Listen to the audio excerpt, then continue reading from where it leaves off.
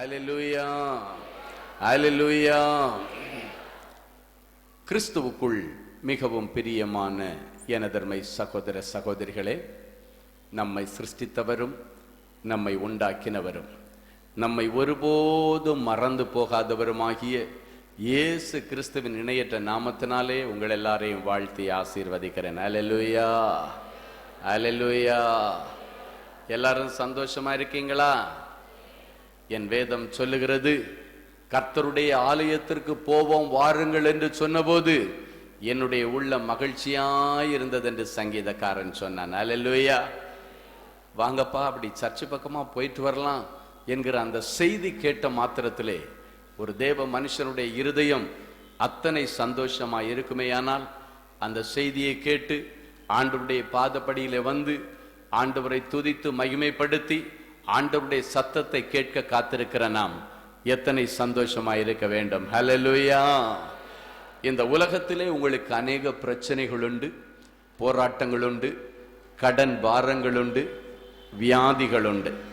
ஆனாலும் அவை எல்லாவற்றையும் ஒரே ஒரு வார்த்தையை அனுப்பி மாற்றி போடுகிற இயேசு நம் அருகாமையிலே உண்டு. ஹல்லேலூயா. அவர் எல்லாவற்றையும் பார்த்து கொள்ளுவார். எனவே சிறிது நேரம் நானும் எனக்கு ஜீவனை தருகிற ஆண்டவருடைய வார்த்தைகளும் என்று சொல்லி யார் யார் உங்கள் இருதயத்தை திறந்து தேவனுடைய சத்தத்திற்கு செவி கொடுப்பீர்களோ, ஆண்டவருடைய வார்த்தையை கேட்டுக்கொண்டிருக்கும் பொழுதே புல்லின் மேலே பனித்துளி இறங்குகிறது போல உங்கள் ஒவ்வொருவர் மேலும் கர்த்தருடைய வல்லமை இறங்கும். அல்லேலூயா. இன்றைக்கு வந்தவர்கள் ஒருவர் கூட வெளிமனே போக முடியாது.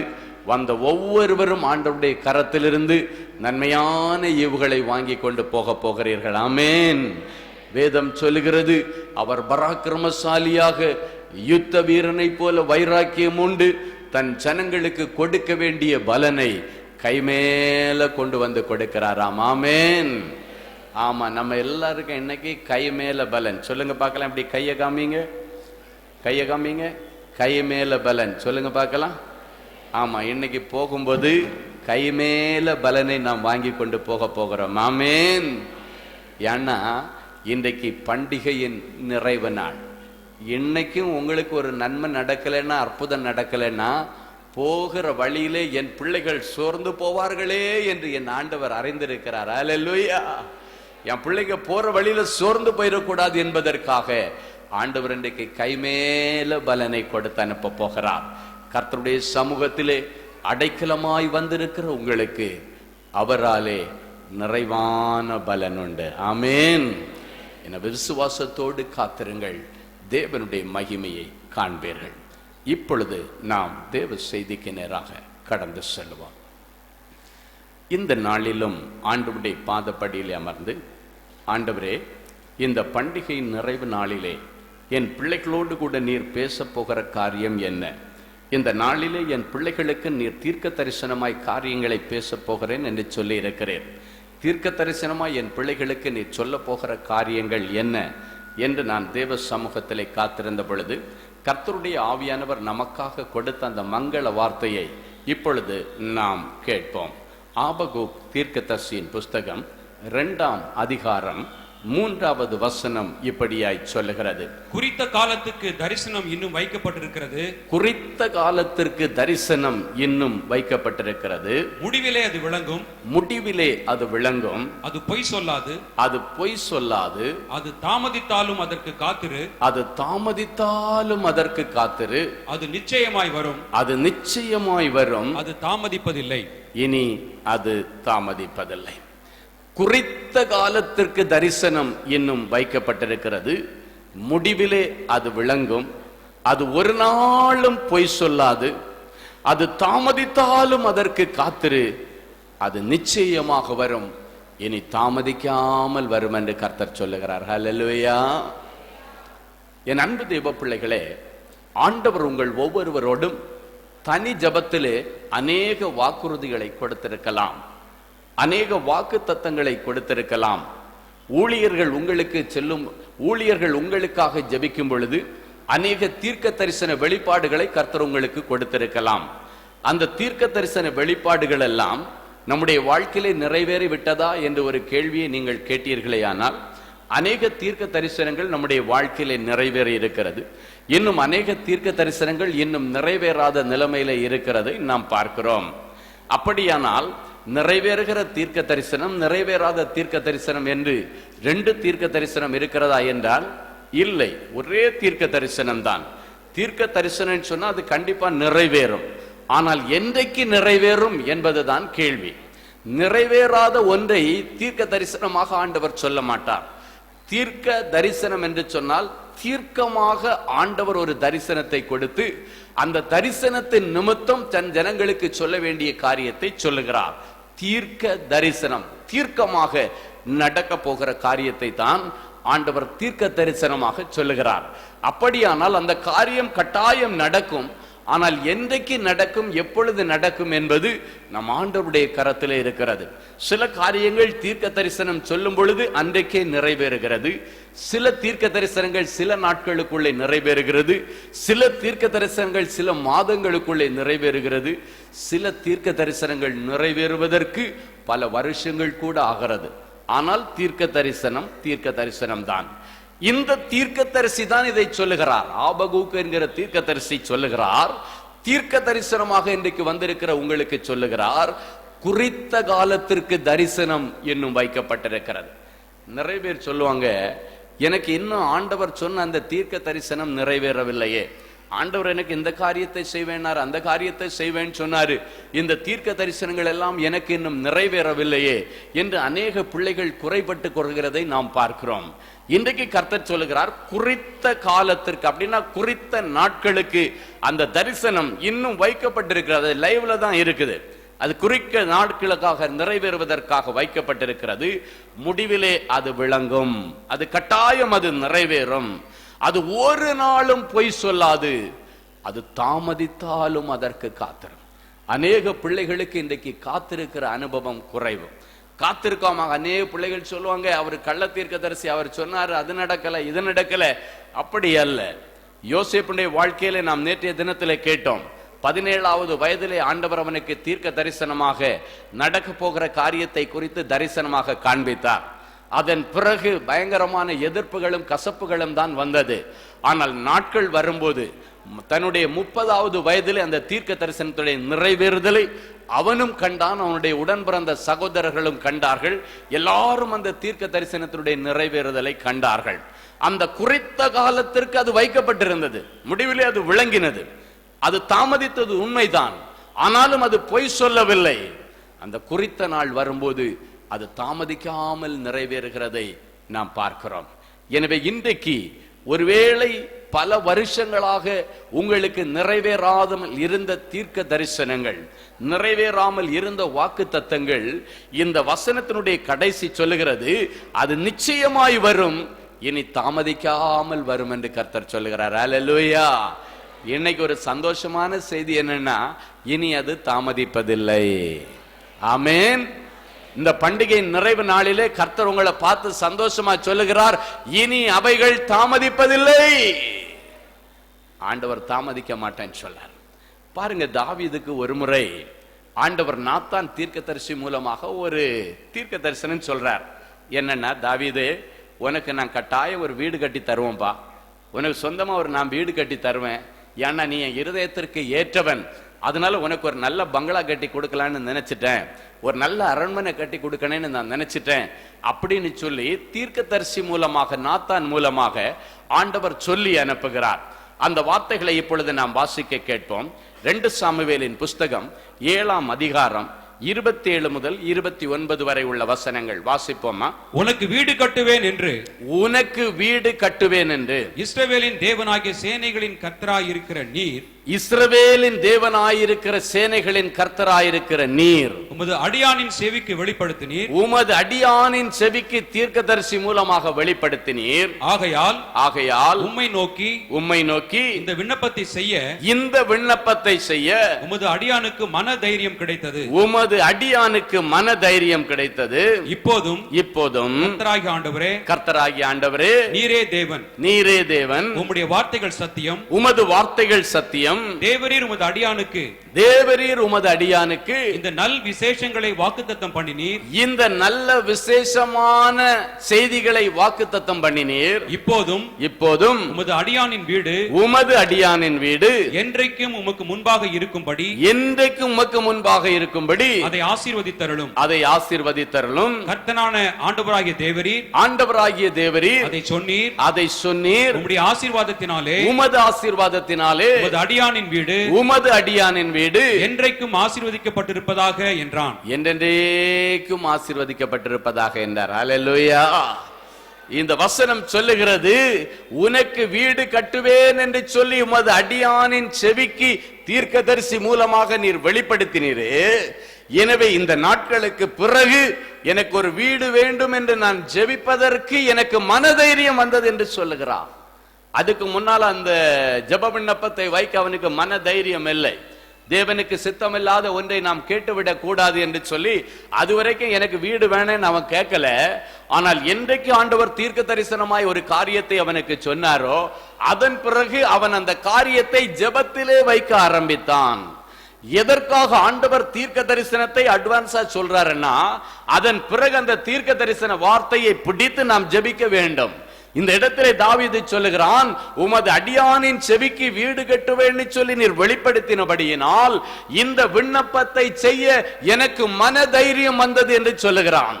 சொல்லிட்டு சொல்றான், இந்த நல் விசேஷத்தை எனக்கு நீ சொன்னீர், அதை செய்து முடித்தீர். அதன் நிமித்தம் நீர் கட்டி தந்த இந்த வீட்டிலே நான் வந்து நின்று கொண்டிருக்கிறேன்.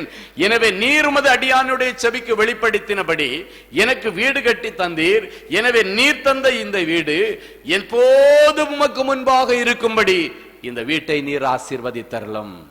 உம்முடைய ஆசீர்வாதத்தினாலே உமது அடியானுக்கு நீர் கட்டி தந்த வீடு என்றென்றைக்கும் ஆசீர்வாதமாய் இருக்க கடவுது. என் அன்பு தேவ பிள்ளைகளே, இன்றைக்கு ஆண்டவர் உனக்கு வீடு கட்டுவேன் என்று சொல்லி ஏற்கனவே தீர்க்க தரிசனம் சொல்லி இருக்காரா? உன்னுடைய பிள்ளைக்கு இந்த நாட்களுக்குள்ளால திருமணம் நடக்கும் என்று சொல்லி இருக்கிறாரா? உன்னுடைய பிள்ளையுடைய கற்பத்தை திறப்பேன் என்று சொல்லி இருக்கிறாரா? அரசாங்க வேலை உன் பிள்ளைக்கு கண்டிப்பாக உண்டு என்று சொல்லி இருக்கிறாரா? பேங்க் உத்தியோகம் உன் பிள்ளைக்கு கண்டிப்பாக உண்டு என்று சொல்லி இருக்கிறாரா? உன்னுடைய பிள்ளையை வல்லமையும் வரங்களும் நிறைந்து ஊழியக்காரனாக தீர்க்கதரிசியாக உருவாக்குவேன் என்று கர்த்தர் சொல்லி இருக்கிறாரா? நல்ல சொந்த வீடு வாசல்ல உன் பிள்ளைகளை குடி வைப்பேன் என்று கர்த்தர் சொல்லி இருக்கிறாரா? வெளி தேசத்திற்கு உன் பிள்ளையை கொண்டு சென்று வெளி தேசத்தில் அவனுடைய லைஃபை நல்லபடியாக செட்டில் பண்ணி தருவேன் சொல்லி உன் ஆண்டவர் உனக்கு தீர்க்க தரிசனம் உரைத்திருக்கிறாரா? இன்றைக்கு அந்த வார்த்தைகள் எல்லாவற்றையும் ஆண்டவர் சொல்லுகிறார், இனி தாமதிக்காமல் நிறைவேற்றுவேன் என்று சொல்லுகிறார். அல்லேலூயா, அல்லேலூயா. குறித்த காலத்திற்கு தரிசனம் இன்னும் வைக்கப்பட்டிருக்கிறது. முடிவிலே அது விளங்கும். அது ஒரு நாளும் பொய் சொல்லாது. ஆண்டவர் கொடுத்த வார்த்தைகள் ஒரு நாளும் பொய் சொல்லாது. சில நேரங்களிலே அது கால தாமதமாகும், அவ்வளவுதான். ஏன் ஆண்டவர் சில நேரங்களிலே அதை கால தாமதம் பண்ணுகிறார் அப்படின்னு தெரியுமா உங்களுக்கு? ஆண்டவருக்கு தெரியும், இந்த ஆசீர்வாதத்தை இவனுக்கு எப்ப கொடுத்தா இவன் அதை தக்க வைத்துக் கொள்ளுவான். அதற்கு ஆண்டவர் சில பக்குவங்களை எதிர்பார்க்கிறார். அதற்கு ஒரு முதிர்ச்சியை எதிர்பார்க்கிறார். அதை நீ தக்க வைத்துக் கொள்வதற்கு ஆண்டவர் உன்னை ஸ்திரப்படுத்தி உன்னை உருவாக்குகிறார். அந்த தீர்க்க தரிசன வார்த்தையை கொடுத்ததற்கு பிறகு ஆண்டவர் அதை நீ பெற்றுக்கொள்வதற்கு முன்பாக அதை பெற்றுக்கொண்டு நீ நிரந்தரமாய் வைத்துக் கொள்வதற்கு உன்னை தகுதிப்படுத்தி உன்னை பக்குவப்படுத்தி உன்னை அதற்கு ஏற்றது போல முதிர்ச்சியான விதத்திலே வைத்துவிட்டு இப்ப இந்த ஆசீர்வாதத்தை என் பிள்ளைக்கு கொடுத்தா இதை தக்க வச்சுக்குவான், இப்ப இந்த வீட்டை கொடுத்தா இவன் தக்க வச்சுக்குவான், இப்ப இவனுக்கு இந்த வேலையை கொடுத்தாச்சுன்னா இவன் தக்க வச்சுக்குவான். ஏன்னா இந்த விளையாட்டுத்தனம் எல்லாம் அவனிடத்திலிருந்து மாறிவிட்டது. இப்ப பொறுப்பு வந்துருச்சு, இப்ப என் பிள்ளை பக்குவப்பட்டுட்டான், இதுக்கு மேல இதை நான் கொடுக்கலாம் என்று சொல்லி ஆண்டவர் எப்ப கொடுத்தா அது நேர்த்தியா உனக்கு தென்படுமோ, எப்ப கொடுத்தா அது உனக்கு நேர்த்தியா பிரயோஜனப்படுமோ அப்பதான் அந்த காரியங்களை கர்த்தர் நமக்கு செய்கிறார். அல்லேலூயா. நான் ஏற்கனவே சொல்லி இருக்கிறேன், சென்னை பட்டணத்திற்கு நான் வந்து ஹோட்டல்ல பிளேட்டு கழுகி டேபிள் தொடச்சி கிளீனரா இருந்து டிரைவரா மாறி டாக்ஸி டிரைவரா இருந்து அதுக்கப்புறம் சொந்தமா டாக்ஸி வச்சு டிராவல்ஸ் கம்பெனி வச்சு இப்படிதான் நான் படிப்படியா முன்னேறி நான் லைஃப்ல செட்டில் ஆனது கிட்டத்தட்ட 2000 வருஷத்துல தான் செட்டில் ஆனேன். நான் சென்னைக்கு போனது 1982. அப்படி நான் 82லேருந்து 2000ன்னா கிட்டத்தட்ட ஒரு 18 வருஷம். 18 வருஷம் கர்த்தர் என்னை புடமிட்டார், பயங்கரமாக புடமிட்டார். கடன்னா என்னன்னு எனக்கு தெரியும், அவமானம்னா என்னன்னு தெரியும், செக்கு கொடுத்துட்டு அதை காலையில் பாஸ் பண்றதுக்கு என்னென்ன பாடுபடுவேன்றது எனக்கு தெரியும், கடங்காரம் வந்து நின்னாச்சுன்னா அவனை எப்படி சமாளிப்புன்றது எனக்கு தெரியும். அப்படி புடமிட்டார், 18 வருஷங்கள் புடமிட்டார். அந்த 2000வது வருஷம் வரும்போது தான் கொஞ்சம் மூச்சு விடக்கூடிய விதத்திலே கர்த்தர் எனக்கு உதவி செய்தார். அதுக்கு முன்னால உபத்திரவங்கள் இருந்தது, கடன் இருந்தது, ஆனாலும் நிறைய நல்ல காரியங்களையும் நல்ல விஷயங்களும் ஆண்டவர் செய்து கொண்டே வந்தார். 4 சகோதரிகளை அதுக்குள்ளால கல்யாணம் பண்ணி வைக்க கர்த்தர் கிருபை செய்தார். தம்பியை டாக்டருக்கு படிக்க வச்சு டாக்டர் பொண்ணை கல்யாணம் பண்ணி வச்சு அவனுடைய லைஃபை செட்டில் பண்ண கிருபை செய்தா. ஆனா எங்க லைஃப்ல நாங்க செட்டில் ஆகல. என்னுடைய பிள்ளைகளுக்கு அன்றைக்கும் ஒரு வறுமையும் வறட்சியும் இருந்து கொண்டு தான் இருந்தது. என்னுடைய பிள்ளைக்கு மூத்த மகன் எல்லாம் பிறந்த நாட்கள்ல என்னுடைய மனைவி பிள்ளை பாலுக்காக அழுறான், பிள்ளைக்கு ஒரு லாக்டோஜன் டின்னு வாங்கி கொடுங்கன்னு சொல்லி எனக்கு அங்க வீட்டுல இருந்து போன் வரும். அப்ப நான் அந்த டிராவல்ஸ் கம்பெனியோட சேர்த்து ஒரு எஸ்டிடி பூத்தும் வைத்திருந்தேன். அந்த எஸ்டிடி பூத்துல எப்பமாவது ஒருத்தன் ஒரு எஸ்டிடி பண்ண பகல்ல வந்துட மாட்டானா? ஒரு 50 ரூபா பில்லு விழுந்துராதா, ஒரு 25 ரூபா பில்லு விழுந்துராதா, ஒரு பால்ட்டினை வாங்கி என் பிள்ளைக்கு அனுப்பலாமே என்று சொல்லி அப்படியே ரோட்டையே பார்த்துட்டு இருப்பேன். யாராவது ஒரு மனுஷன் வரமாட்டானான்னு சொல்லி ரோட்டை பார்த்து ஏங்கி கொண்டிருந்த நாட்கள் உண்டு. அநேக நாட்கள் அப்படி கஸ்டமர் வராத நேரத்தில் அந்த பிள்ளைக்கு ராகி கஞ்சி காய்ச்சி நீ கொடுத்துருமா, வீட்டில் பனங்கற்பட்டி வாங்கி வச்சிருப்பேன். எப்பவும் ராகி இருக்கும், அது மட்டும் விலை கம்மியா இருந்ததுனால அந்த ராகி கூழுக்காக வேண்டி நான் வாங்கி வைத்திருப்பேன். அதிகமாக ஊருக்கு போகும்போது கருப்பட்டி வாங்கி கொண்டு வச்சிருப்பேன். என் மூத்த பிள்ளை சாப்பிட்டு வளர்ந்தது எல்லாமே ராகியும் கருப்பட்டியும் சாப்பிட்டு தான் அவன் வளர்ந்தான். நான் சொல்லுவேன், ஒரு கஸ்டமர் கூட வரலாமா, எப்படியாவது பிள்ளையுடைய அழகையை நிறுத்துறதுக்கு அந்த ராகியை கிண்டி எப்படியாவது பிள்ளைக்கு அந்த கருப்பட்டி போட்டு கிண்டி கொடுத்துரு என்று நான் சொல்லுவேன். அவ்வளவு வறுமை, அவ்வளவு வறட்சி. பிள்ளைகளுக்கு கிறிஸ்மஸுக்கு ஆடை எடுக்க போனேன்னு சொன்னாச்சுன்னா நாங்கள் பட்ஜெட் வைத்து கொள்ளுவோம். நான் சொல்லுவேன், 500 ரூபாய் தான் என்கிட்ட இருக்கு, அதனால மகனுக்கு ஒரு 100 ரூபாய்க்கு ட்ரெஸ்ஸு, மகளுக்கு ஒரு 100 ரூபாய் ட்ரெஸ்ஸு, உனக்கு ஒரு 200 ரூபாய்க்கு சாரி, எனக்கு 100 ரூபாய்க்கு ஒரு சட்டை. இப்படி கிடைக்குமான்னு நீங்க கிடைக்கலாம். கிடைக்கும். எங்க கிடைக்கும்? ஷோரூம்ல கிடைக்காது, பிளாட்ஃபார்ம்ல தான் கிடைக்கும். அப்படி பிளாட்ஃபார்ம்ல தான் என் பிள்ளைகளுக்கு ஆடைகள் எடுத்து கொடுத்த நாட்கள் உண்டு. ஆனால் இன்றைக்கு கர்த்தர் விதவிதமான ஆடைகளை என் பிள்ளைகளுக்கு வாங்கி கொடுக்க, நல்ல விலையுயர்ந்த ஆடைகளை அடியும்படிக்கு கர்த்தர் இன்றைக்கு கிருபை செய்திருக்கிறார். இப்பமும் சென்னையில் எங்கெங்கெல்லாம் பிளாட்ஃபார்ம் கடை இருக்கு, எங்கெல்லாம் சீப்பா கிடைக்கும், எங்க செருப்பு சீப்பா கிடைக்கும், எங்க லுங்கி சீப்பா கிடைக்கும், எங்க பிள்ளைகளுக்கு ஃப்ராக் சீப்பா கிடைக்கும், பார்க்கறதுக்கு நல்லா இருக்கும் ஆனா ரொம்ப சீப்பா இருக்குன்னு எனக்கும் என்னுடைய மனைவிக்கும் அத்துப்படி. இன்றைக்கு சில நாட்களில் நாங்கள் நல்ல ஷோரூமுக்கு ஆடை எடுக்க போகும் பொழுது என்னை அறியாமலே என்னுடைய கண்கள் குளமாகி அழுது கொண்டே இருக்கும். என்னுடைய மனைவி கேட்பாங்க, என்னப்பா அதெல்லாம் நினைச்சுக்கிட்டே இருக்கிறீங்க, இன்னைக்கு ஆண்டவர் நல்லா வச்சிருக்கிறார்ல, சந்தோஷமா வாங்கன்னு சொல்லுவாங்க. ஆனாலும் நான் அப்படிப்பட்ட ஷோரூம்களை பார்க்கும் பொழுது நான் அந்த ஷோரூமை பார்த்து நான் நோட்டம் விட்டதான், அதற்காக ஏங்கின நாட்கள் தான் உண்டு. ஆனால் இன்றைக்கு கர்த்தர் அப்படி என்னை நல்ல ஐஸ்வர்யவானாக்கி நல்ல பெரிய ஷோரூம்ல போயா பிள்ளைகளுக்கு என்னென்ன வேணுமோ எல்லாவற்றையும் வாங்கி கொடுக்க கர்த்தர் எனக்கு இன்றைக்கு கிருபை செய்திருக்கிறார்.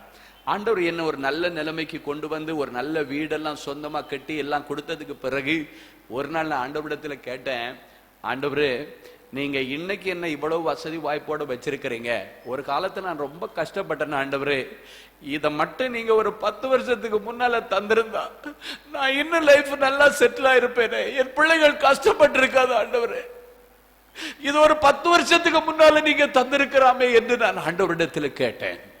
ஆண்டவர் சொன்னார், அந்த 10 வருஷத்துக்கு முன்னால உனக்கு என்ன தேவையோ அதை மட்டும்தான் கொடுத்தேன், உனக்கு எக்ஸஸ் கொடுக்கல, உனக்கு தேவைகள் அன்னன்னைக்கு நான் சந்தித்தேன். ஆனா 10 வருஷத்துக்கு முன்னால இதை நான் உனக்கு கொடுத்திருந்தா, இந்த உயர்வையும் மேன்மையும் கொடுத்திருந்தா, அந்த 10 வருஷத்துக்கு முன்னாலே நீ அதெல்லாம் அழித்து போட்டு விடுவாய். காரணம் உனக்கு பக்குவம் பத்தாது, நீ யாராவது வந்து அழுதுட்டாங்கன்னா அப்படியே ஏமாந்து போவாய். ஆண்டவர் எனக்கு சொன்னார், புறாவை போல கபடற்றவனாய் நீ இருக்க வேண்டும் உண்மை, ஆனால் பாம்பை போல விவேகம் உள்ளவனாய் இருக்கணும். ஆனா நான் உனக்கு 10 வருஷத்துக்கு முன்னால கொடுத்திருந்தா நீ இன்னைக்கு எல்லாவற்றையும் இழந்து கொண்டு நின்று கொண்டிருப்பாய். எனவே உன்னை பக்குவப்படுத்தி இன்னைக்கு நான் உனக்கு பெரிய மனுஷனாக்கி உன்னை வச்சிருக்கிறேன்.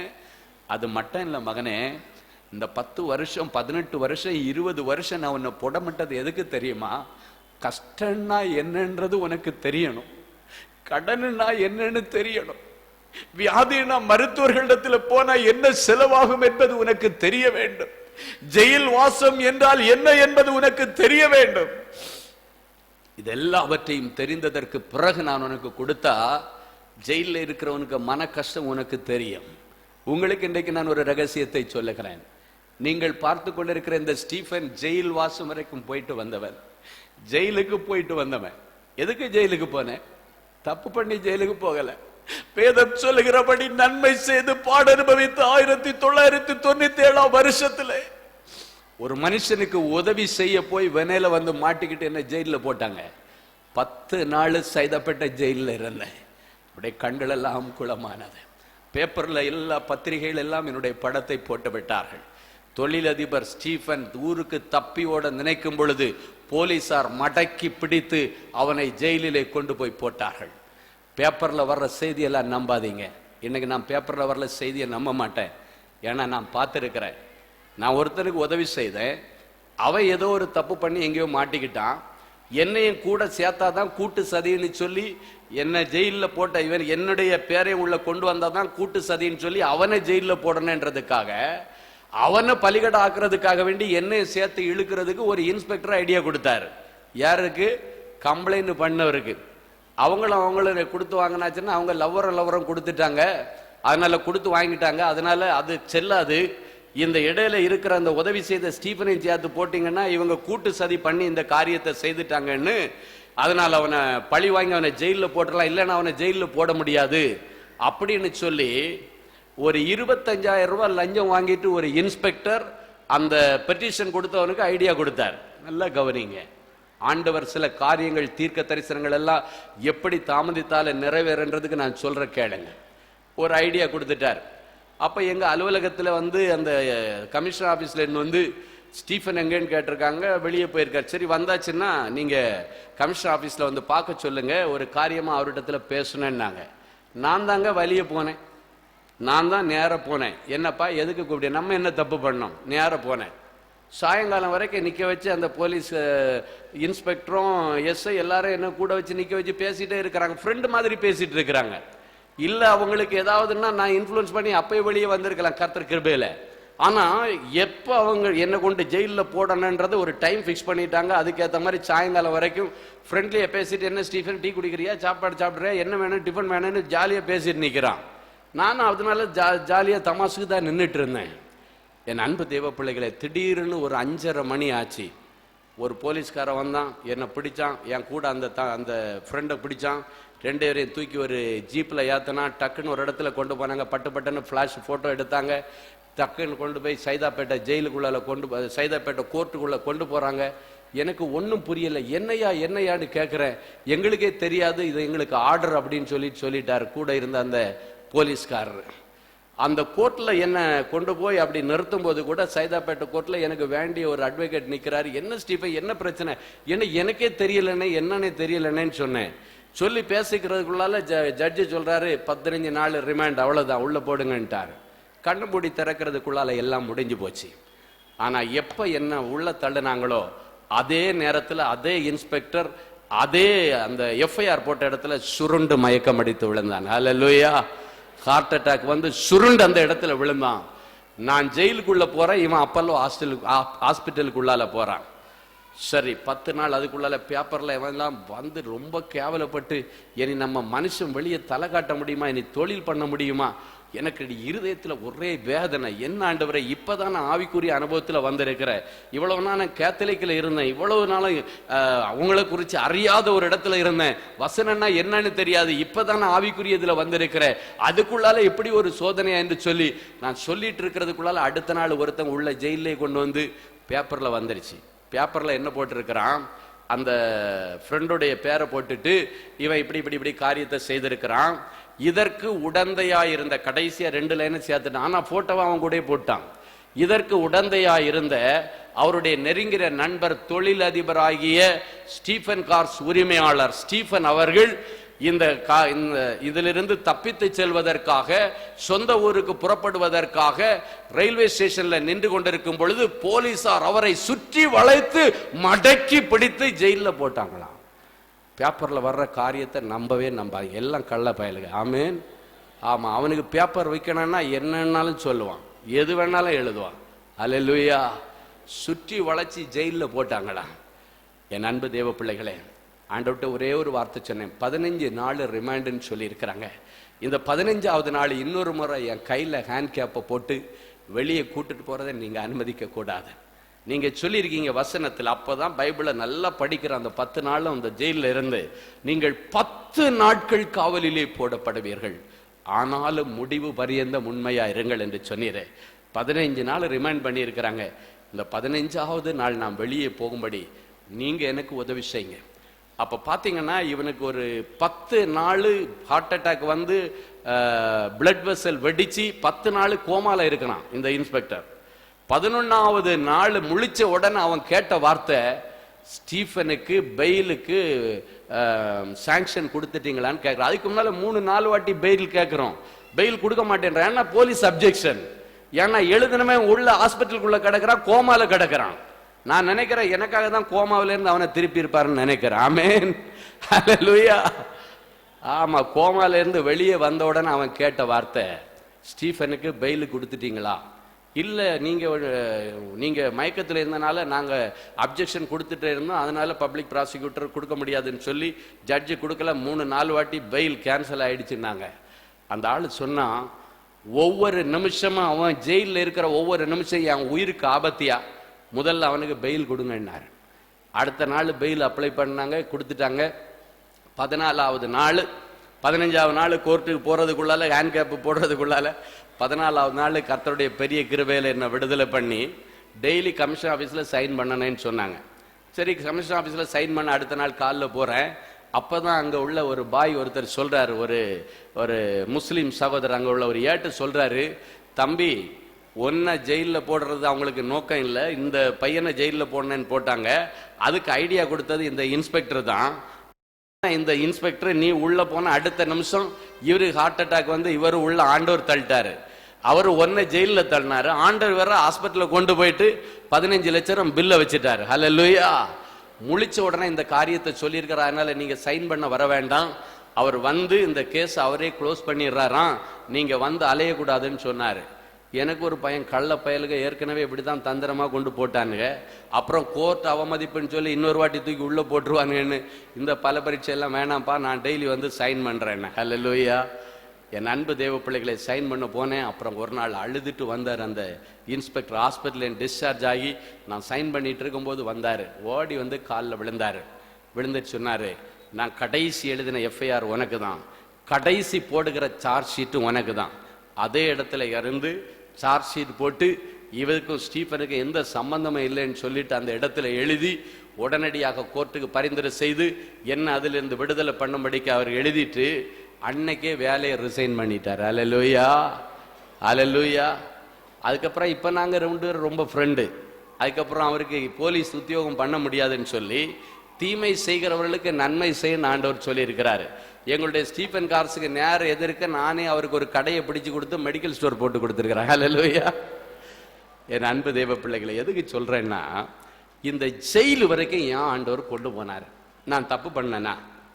ஆனா இன்னைக்கு நினைக்கும் போதுதான் ஜெயிலுக்குள்ள கிடக்கிறவன் ஒருத்தன் எவ்வளவு மனவேதனைப்படுவான். தப்பு பண்ணாதவன் எத்தனை பேர் ஜெயிலுக்குள்ள கிடக்கிறான். இந்த பத்திரிகையில தப்பு பண்ணாத எத்தனை பேருடைய பேரை போட்டு போட்டு அந்த குடும்பத்தை நாசம் பண்றாங்க என்பதை எல்லாம் நான் அறிந்து கொள்ளும்படி, அப்படிப்பட்டவர்களுக்காக திறப்புலே நிற்கும்படிக்கு ஆண்டவர் ஒருவனை தேடினார், அவனை அந்த வழியிலேயே ஆண்டவர் நடத்தி கொண்டு வந்தார். இதுல ஒரே ஒரு காரியத்தை தெரிஞ்சு கொள்ளுங்க. நான் சொன்னேன், நினைச்சேன் வெளியே வந்தா இனி ஒரு வேளை நம்மளை நம்ப மாட்டான், ஒருத்தனை நமக்கு தொழில் பண்ண 10 பைசா தர மாட்டான். ஆனா எங்களுக்கு மெயின் பைனான்சியரா இருந்தவர் வந்து, நான் வந்து பெயிலில் வந்து ஆஃபீஸில் உட்கார்ந்த உடனே அவர் சொன்ன காரியம், ஜெயிலுக்கு போகிறவன் எல்லாம் தப்பு பண்ணவன இல்லை, வெளியே இருக்கிறவன் எல்லாம் யோக்கியனை இல்லை, நீ இதெல்லாம் நினச்சி கவலைப்படுறியப்பா, உனக்கு இதுக்கு முன்னால் கொடுத்ததை விட இன்னும் அதிக ஆதரவு நாங்கள் கொடுப்போம் அப்படின்னு சொல்லி 5 லட்ச ரூபா கையில் கொண்டு கொடுத்துட்டு இதுக்கு வட்டியே வேண்டான்னு சொல்லிட்டு போயிட்டாரு. அல்லேலூயா. சொல்லிட்டு சொன்னார், எங்கள் அப்பா எவ்வளோ பெரிய கோடீஸ்வரன், எங்கள் அப்பா ஜெயிலுக்கு போயிட்டு வந்திருக்கிறார், உனக்கு தெரியுமா? இதெல்லாம் மனுஷனுடைய வாழ்க்கையில நடக்கதான், கஷ்டம் வரந்தான். ஆனா எதுக்கு கஷ்டத்தை கொடுக்கிறாருன்னா, அப்படிப்பட்ட கஷ்டமான பாதையிலே போகிற பிள்ளைகளுடைய இருதயத்தின் உணர்ச்சிகளை புரிந்து கொள்ள ஒருவன் வேண்டும். அவர்களுக்காக திறப்புல நின்று கண்ணீர் வடித்து ஆண்டவரிடத்திலே மன்றாட ஒருவன் வேண்டும் என்பதற்காகத்தான் கர்த்தர் இப்படிப்பட்ட பாடுகள் வழியாக அனுபவித்தார். அப்பதான் ஆண்டவர்கிட்ட கேட்ட, ஆண்டவரே 2000 வருஷம் வரைக்கும், இது 97ல நடக்குது, 2000 வருஷம் வரைக்கும் போடமாட்டீங்க, அதுக்கப்புறம் தான் லைஃப் நல்லா செட்டில் ஆகி அப்புறம் ஆண்டவர் உயர்த்த ஆரம்பிச்சார் பாருங்க. இந்த ஃப்ளைட்டு பறக்கும்போது பார்த்தீங்கன்னா, லோக்கல் ஃப்ளைட்டு கோயம்புத்தூருக்கு வர்றது, திருச்சிக்கு போகிறது, திருவனந்தபுரத்துக்கு போகிறதெல்லாம் ஒரு குறிப்பிட்ட ஹைட்டில் பறக்கும். அதுக்கு அப்பாற்பட்டு மலேசியா சிங்கப்பூருக்கு போகிறதெல்லாம் அதுக்கு இன்னொரு ஏர்வே இருக்கும். இது இந்த லெவலில் போகும், அது இந்த லெவலில் போகும். அமெரிக்கா, லண்டன், ஆஸ்திரேலியாவுக்கு போகிறதுக்கு இன்னொரு வே இருக்கும், அது இன்னும் மேலே இருக்கும். 1000 அடி ஹைட்டில் பறக்கன்னு சொல்லுவாங்க. அந்த 2000 வருஷம் வரைக்கும் புடமிட்டதற்கு பிறகு ஆண்டவர் தூக்கினார் பாருங்க. டக்கு டக்கு டக்குன்னு 3 டாப் கியர் போட்டு தூக்கி உட்கார வச்சாரு. கர்த்தர் இன்றைக்கு ஸ்மூத்தா பறக்க வைத்து கொண்டிருக்கிறார். ஹல்லேலூயா, ஹல்லேலூயா. தேசங்களுக்கு கொண்டு போய் கொண்டிருக்கிறார். ஆமென். ஆகாய விமானத்தை பார்த்து ஆணு வாய்ப்பிழந்த எனக்கு இன்றைக்கு எல்லா தேசங்களுக்கும் போவதற்காக கர்த்தர் வழிவாசல்களை திறந்து கொடுத்திருக்கிறார். ஆமென். ஆண்டவர் சொன்னாரு, இவ்வளவு நாள் உன்னை புடம் போட்டு இவ்வளவு நாள் இது உனக்கு கஷ்டப்படுத்திட்டு கொடுத்ததனுடைய ரகசியம் என்னன்னா, இதுக்கு முன்னால கொடுத்திருந்தா அடுத்தவன் கஷ்டம் உனக்கு தெரியாது. இதுக்கு முன்னால கொடுத்திருந்தா சில வேளையில நீ அவை எல்லாவற்றையும் இழக்க வேண்டிய சூழ்நிலை வந்துவிடும் என்று சொன்னார். இன்றைக்கு மனம் உடைந்து போன நிலைமையில வந்திருக்கிற தேவ பிள்ளைகளே, இன்னைக்கு ஆண்டவர் உங்களை பார்த்தார். ஜெயிலில் கடந்த என்ன இன்னைக்கு ஆண்டவர் புகழின் உச்சக்கட்டத்தில் வைத்திருக்கிறார். என் குடும்பக்காரங்க யார் என்ன ஒரு வார்த்தை கூட தப்பா பேசல. எங்க தொழில ஃபீல்டில் இருக்கிறவங்க ஒருத்தங்க கூட என்ன தப்பா பேசல. எங்க ஊழியத்தில் இருக்கிற நாங்க அப்பதான் ஆவிக்குரிய சபைக்கு போனேன், அந்த ஆவிக்குரிய சபையில் இருக்கிற யாரும் என்ன ஒரு வார்த்தை தப்பா பேசல. ஏன்னா பரலோகம் எல்லாவற்றையும் பார்த்து கொண்டிருக்கிறது. பரலோகம் உனக்காக எல்லாவற்றையும் படம் பிடித்து கொண்டிருக்கிறது. எனவே இன்னைக்கு நீ ஜெயிலுக்கு போயிருந்தாலும் சரி, என்ன கஷ்டம் என்ன வேதனை இருந்தாலும் அவை எல்லாவற்றுக்கும் மேலாக குறித்த காலத்திற்கு உனக்கு என்று ஆண்டவர் கொடுத்திருக்கிற தரிசனங்கள் இருக்கிறது.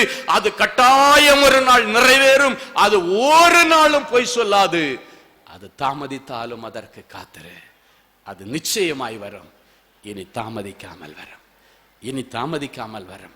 நீ கஷ்டப்பட்டது உண்மை, கண்ணீர் சிந்தினது உண்மை, வேதனைப்பட்டது உண்மை, செய்யாத தவறுக்காக நீ தண்டனை அனுபவித்தது உண்மை, உன் பேரில் இல்லாதது பொல்லாததெல்லாம் சொன்னதெல்லாம் உண்மை. ஆனாலும் அதையும் தாண்டி ஆண்டவருடைய தீர்க்க தரிசனங்கள் நிறைவேறும் என்பது உண்மையிலும் உண்மை. கரங்களை தட்டி ஆண்டவருக்கு நன்றி சொல்லுவார். குறித்த காலத்திற்கு தரிசனம் இன்னும் வைக்கப்பட்டிருக்கிறது. முடிவிலே அது விளங்கும். அது பொய் சொல்லாது. அது தாமதித்தாலும் அதற்கு காத்திரு, அது நிச்சயமாய் வரும். இனி தாமதிக்காமல் வரும். இன்றைக்கு ஆண்டவர் நிச்சயமாய் வரும் என்கிற வார்த்தையை வைத்துதான் ஆண்டவர் பேசுகிறார். நிச்சயமாக அப்படின்னா அதுல ஒரு கன்ஃபர்மேஷன் இருக்கிறது. நடக்குமா நடக்காதா என்று அல்ல. நிச்சயமாக உனக்கு கண்டிப்பா நான் செய்யறேன்ப்பா, நிச்சயமா உனக்கு செய்வேன்ப்பா, நிச்சயமா இந்த கடன் அடைப்பேன்ப்பா, நிச்சயமா உன்னுடைய திருமணத்தை செய்து வைப்பேன்ப்பா, நிச்சயமா உன்னுடைய அவமானத்தை மாற்றுவோம்ப்பா, நிச்சயமா உனக்கு அரசாங்க வேலை தருவோம்ப்பா. ஒரு நிச்சயத்தை கர்த்தர் இன்றைக்கு உங்களுக்கு கொடுக்கிறார். என்னென்ன நிச்சயங்களை கர்த்தர் நமக்கு தருகிறார், என்னென்ன காரியத்திலே கர்த்தர் ஒரு நிச்சயத்தை நமக்கு கொடுக்கிறார், ஒரு உறுதியை கொடுக்கிறார்.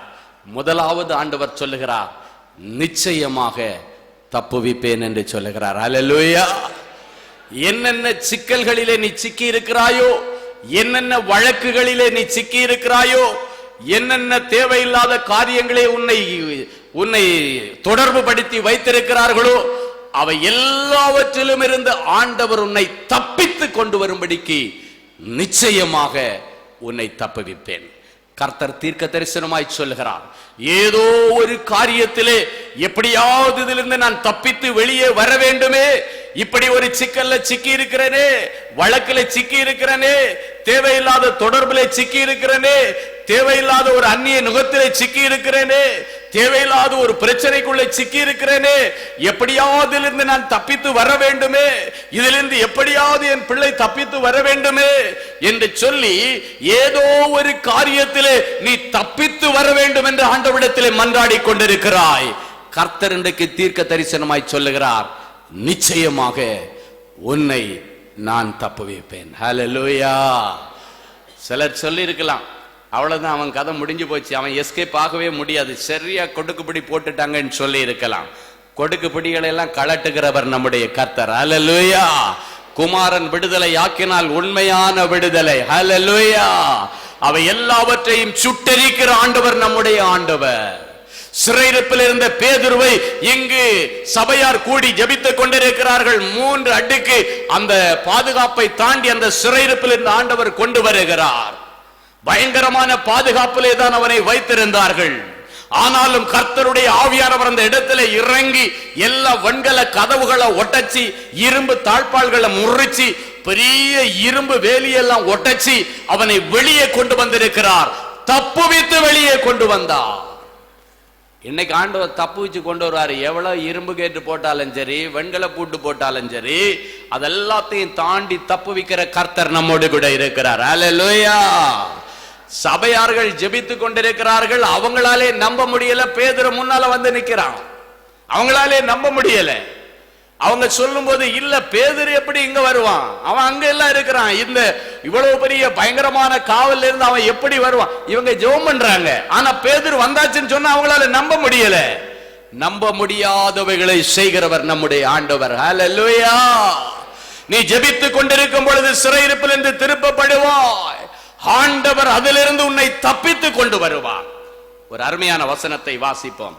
ஏசாயா தீர்க்கதரிசியின் புஸ்தகம் 36ஆம் அதிகாரம் 15வது வசனம் இப்படியாய் சொல்லுகிறது. வாசிப்போம். ஏசாயா 36:15. கர்த்தர் நம்மை நிச்சயமாய் தப்புவிப்பார். கர்த்தர் நம்மை நிச்சயமாக தப்புவிப்பார். இந்த நகரம் அசீரியா ராஜாவின் கையில் ஒப்புக் கொடுக்கப்படுவது இல்லை என்று சொல்லி, இந்த நகரம் அசீரியா ராஜாவின் கையில் ஒப்புக் கொடுக்கப்படுவதில்லை என்று சொல்லி, எசேக்கியா உங்களை கர்த்தரை நம்ப பண்ணுவான். எசேக்கியா உங்களை கண்டிப்பாக நம்ப பண்ணுவான். அதற்கு இடம் கொடாதிருங்கள் என்று ராஜா சொல்லுகிறார். அதற்கு இடம் கொடாதிருங்கள் என்று ராஜா சொல்லுகிறார். எல்லாரும் ஒரு நிமிஷம் என்ன பாருங்க. இந்த வேத பகுதியினுடைய பின்னணியை இப்பொழுது நீங்கள் தெரிந்து கொள்ள வேண்டும். ஆண்டவருடைய பிள்ளைகளாகிய இஸ்ரவேல் ஜனங்களை எசேக்கியா ராஜா அரசாண்டு கொண்டிருக்கிறான். அவனுடைய ராஜ்ய பாரம் அமெரிக்கையாய் சமாதானமாய் போய்கொண்டிருக்கிறது. ஆனால் இந்த ராஜாவுக்கு அடிக்கடி குடைச்சல் கொடுத்துட்டு இருந்த ஒரே எதிரி அசீரியா ராஜா என்று வேதம் சொல்லுகிறது. அடிக்கடி இவனுக்கு ஏதாவது ஒரு பிரச்சனை கொடுத்துக்கிட்டே இருந்தான். அடிக்கடி அவனுக்கு குடைச்சல் கொடுத்துக்கிட்டே இருந்தான்.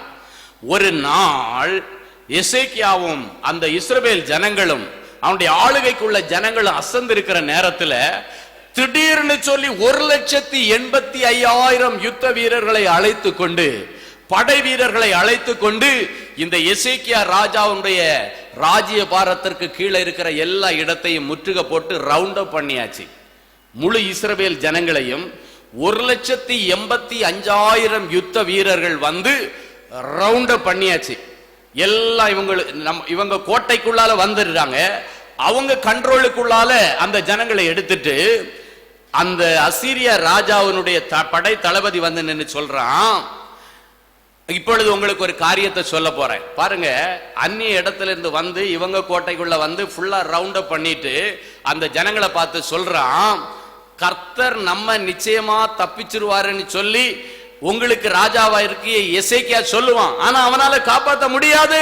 காரணம், நாங்க எங்க கண்ட்ரோல் எடுத்தாச்சு, உங்களை ஏன் கண்ட்ரோல்ல இருக்கிறீங்க, அசீரியா ராஜாவுடைய கண்ட்ரோல்ல இருக்கிறீங்க.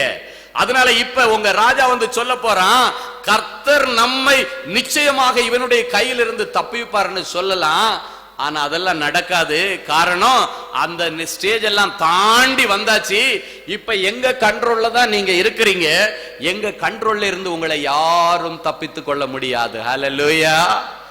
அப்படியே முன்னால வந்து கர்ச்சித்துட்டு சொல்றான், பாருங்க அந்நிய இடத்துல இருக்கிற ஒருத்தன் உள்ளுக்குள்ள வந்து ஆண்டவருடைய பிள்ளைகளை சுற்றி நின்னுட்டு, சுத்தி அவனை வேலி போட்டு நின்னுட்டு, சுத்தி அவர்களுக்கு ஒரு பயங்கரமான ஒரு கர்ச்சிப்பின் சத்தத்தை கொடுக்கிறான், ஒரு சவால் கொடுக்கிறான். யாராலையும் உங்களை எங்க கிட்ட இருந்து காப்பாற்ற முடியாதுன்னு சொல்றான். இதனுடைய விளக்கம் அதுதான். யார் நினைச்சாலும் காப்பாற்ற முடியாது, உங்க ராஜா நினைச்சாலும் காப்பாற்ற முடியாது, ஆண்டவனே நினைச்சாலும் காப்பாற்ற முடியாது. கர்த்தர் நிச்சயமாக தப்புவிப்பான்னு சொல்லி உங்க ராஜா சொல்லுவான், ஆனா உங்க ஆண்டவன் நினைச்சா கூட முடியாதுயா அப்படின்னு சொல்றான். நான் நினைக்கிறேன் அவனுக்கு பைத்தியம் பிடிச்சிருந்திருக்கேன்னு. உங்க ராஜா நினைச்சா முடியாதுன்னு சொல்லியிருந்தா பரவாயில்லைங்க, நம்ம ராஜாதி ராஜா நினைச்சா முடியாம இருக்குமா? அவன் சொல்றான் கர்த்தர் நிச்சயமாக தப்பிப்பார். அவன் சொல்லுவான், உங்க கர்த்தரால கூட இதுல இருந்து உங்களை காப்பாற்ற முடியாது, இந்த பிரச்சனையில இருந்து உங்களை காப்பாற்ற முடியாது. காரணம் எல்லாம் எங்க கண்ட்ரோலுக்குள்ள வந்துருச்சுன்னு கர்ச்சித்திட்டு நிக்கிறான். பாவம் நம்ம எசேக்கியா ராஜா நடுங்கி போயிட்டான், நடுங்கி போயிட்டான். உள்ள ஒருத்தன் வர்றதுக்கு முன்னால வழியிலே நின்று நம்ம அவனுக்கு கூட யுத்தம் பண்ணியிருந்தா உள்ளால விட்டுருக்க முடியாது. ஆனா பார்த்தா எல்லாரும் உள்ளுக்குள்ளால இந்த ஜனங்களோடு ஜனங்களாக 1,85,000 பேர் வந்து நிக்கிறான். என்ன செய்யறதுன்னு தடுமாறி போயிட்டான். அவன் என்ன செய்தான் பாருங்க. ஏசாயா 37:20 இப்படியாய் சொல்லுகிறது, வாசிப்போமா? கர்த்தர் எருசலேமை என் கைக்கு தப்புவிப்பார் என்பதற்கு 37:20 இப்போதும் எங்கள் தேவனாகிய கர்த்தாவே, இப்போதும் எங்கள் தேவனாகிய கர்த்தாவே, நீர் ஒருவரே கர்த்தர் என்று, நீர் ஒருவரே கர்த்தர் என்று பூமியின் ராஜ்யங்கள் எல்லாம் அறியும்படிக்கு, பூமியின் ராஜ்யங்கள் எல்லாம் அறியும்படிக்கு எங்களை அவன் கைக்கு நீங்களாக்கி ரட்சியும், எங்களை அவன் கைக்கு நீங்களாக்கி ரட்சியும் என்று விண்ணப்பம் பண்ணினான். எல்லாரும் ஒரு நிமிஷம் இப்ப எங்க பாருங்க. அவன் வந்து கர்ச்சித்திட்டு நிக்கிறான், உங்க ஆண்டவரே நினைச்சா கூட உங்களை காப்பாற்ற முடியாதியா?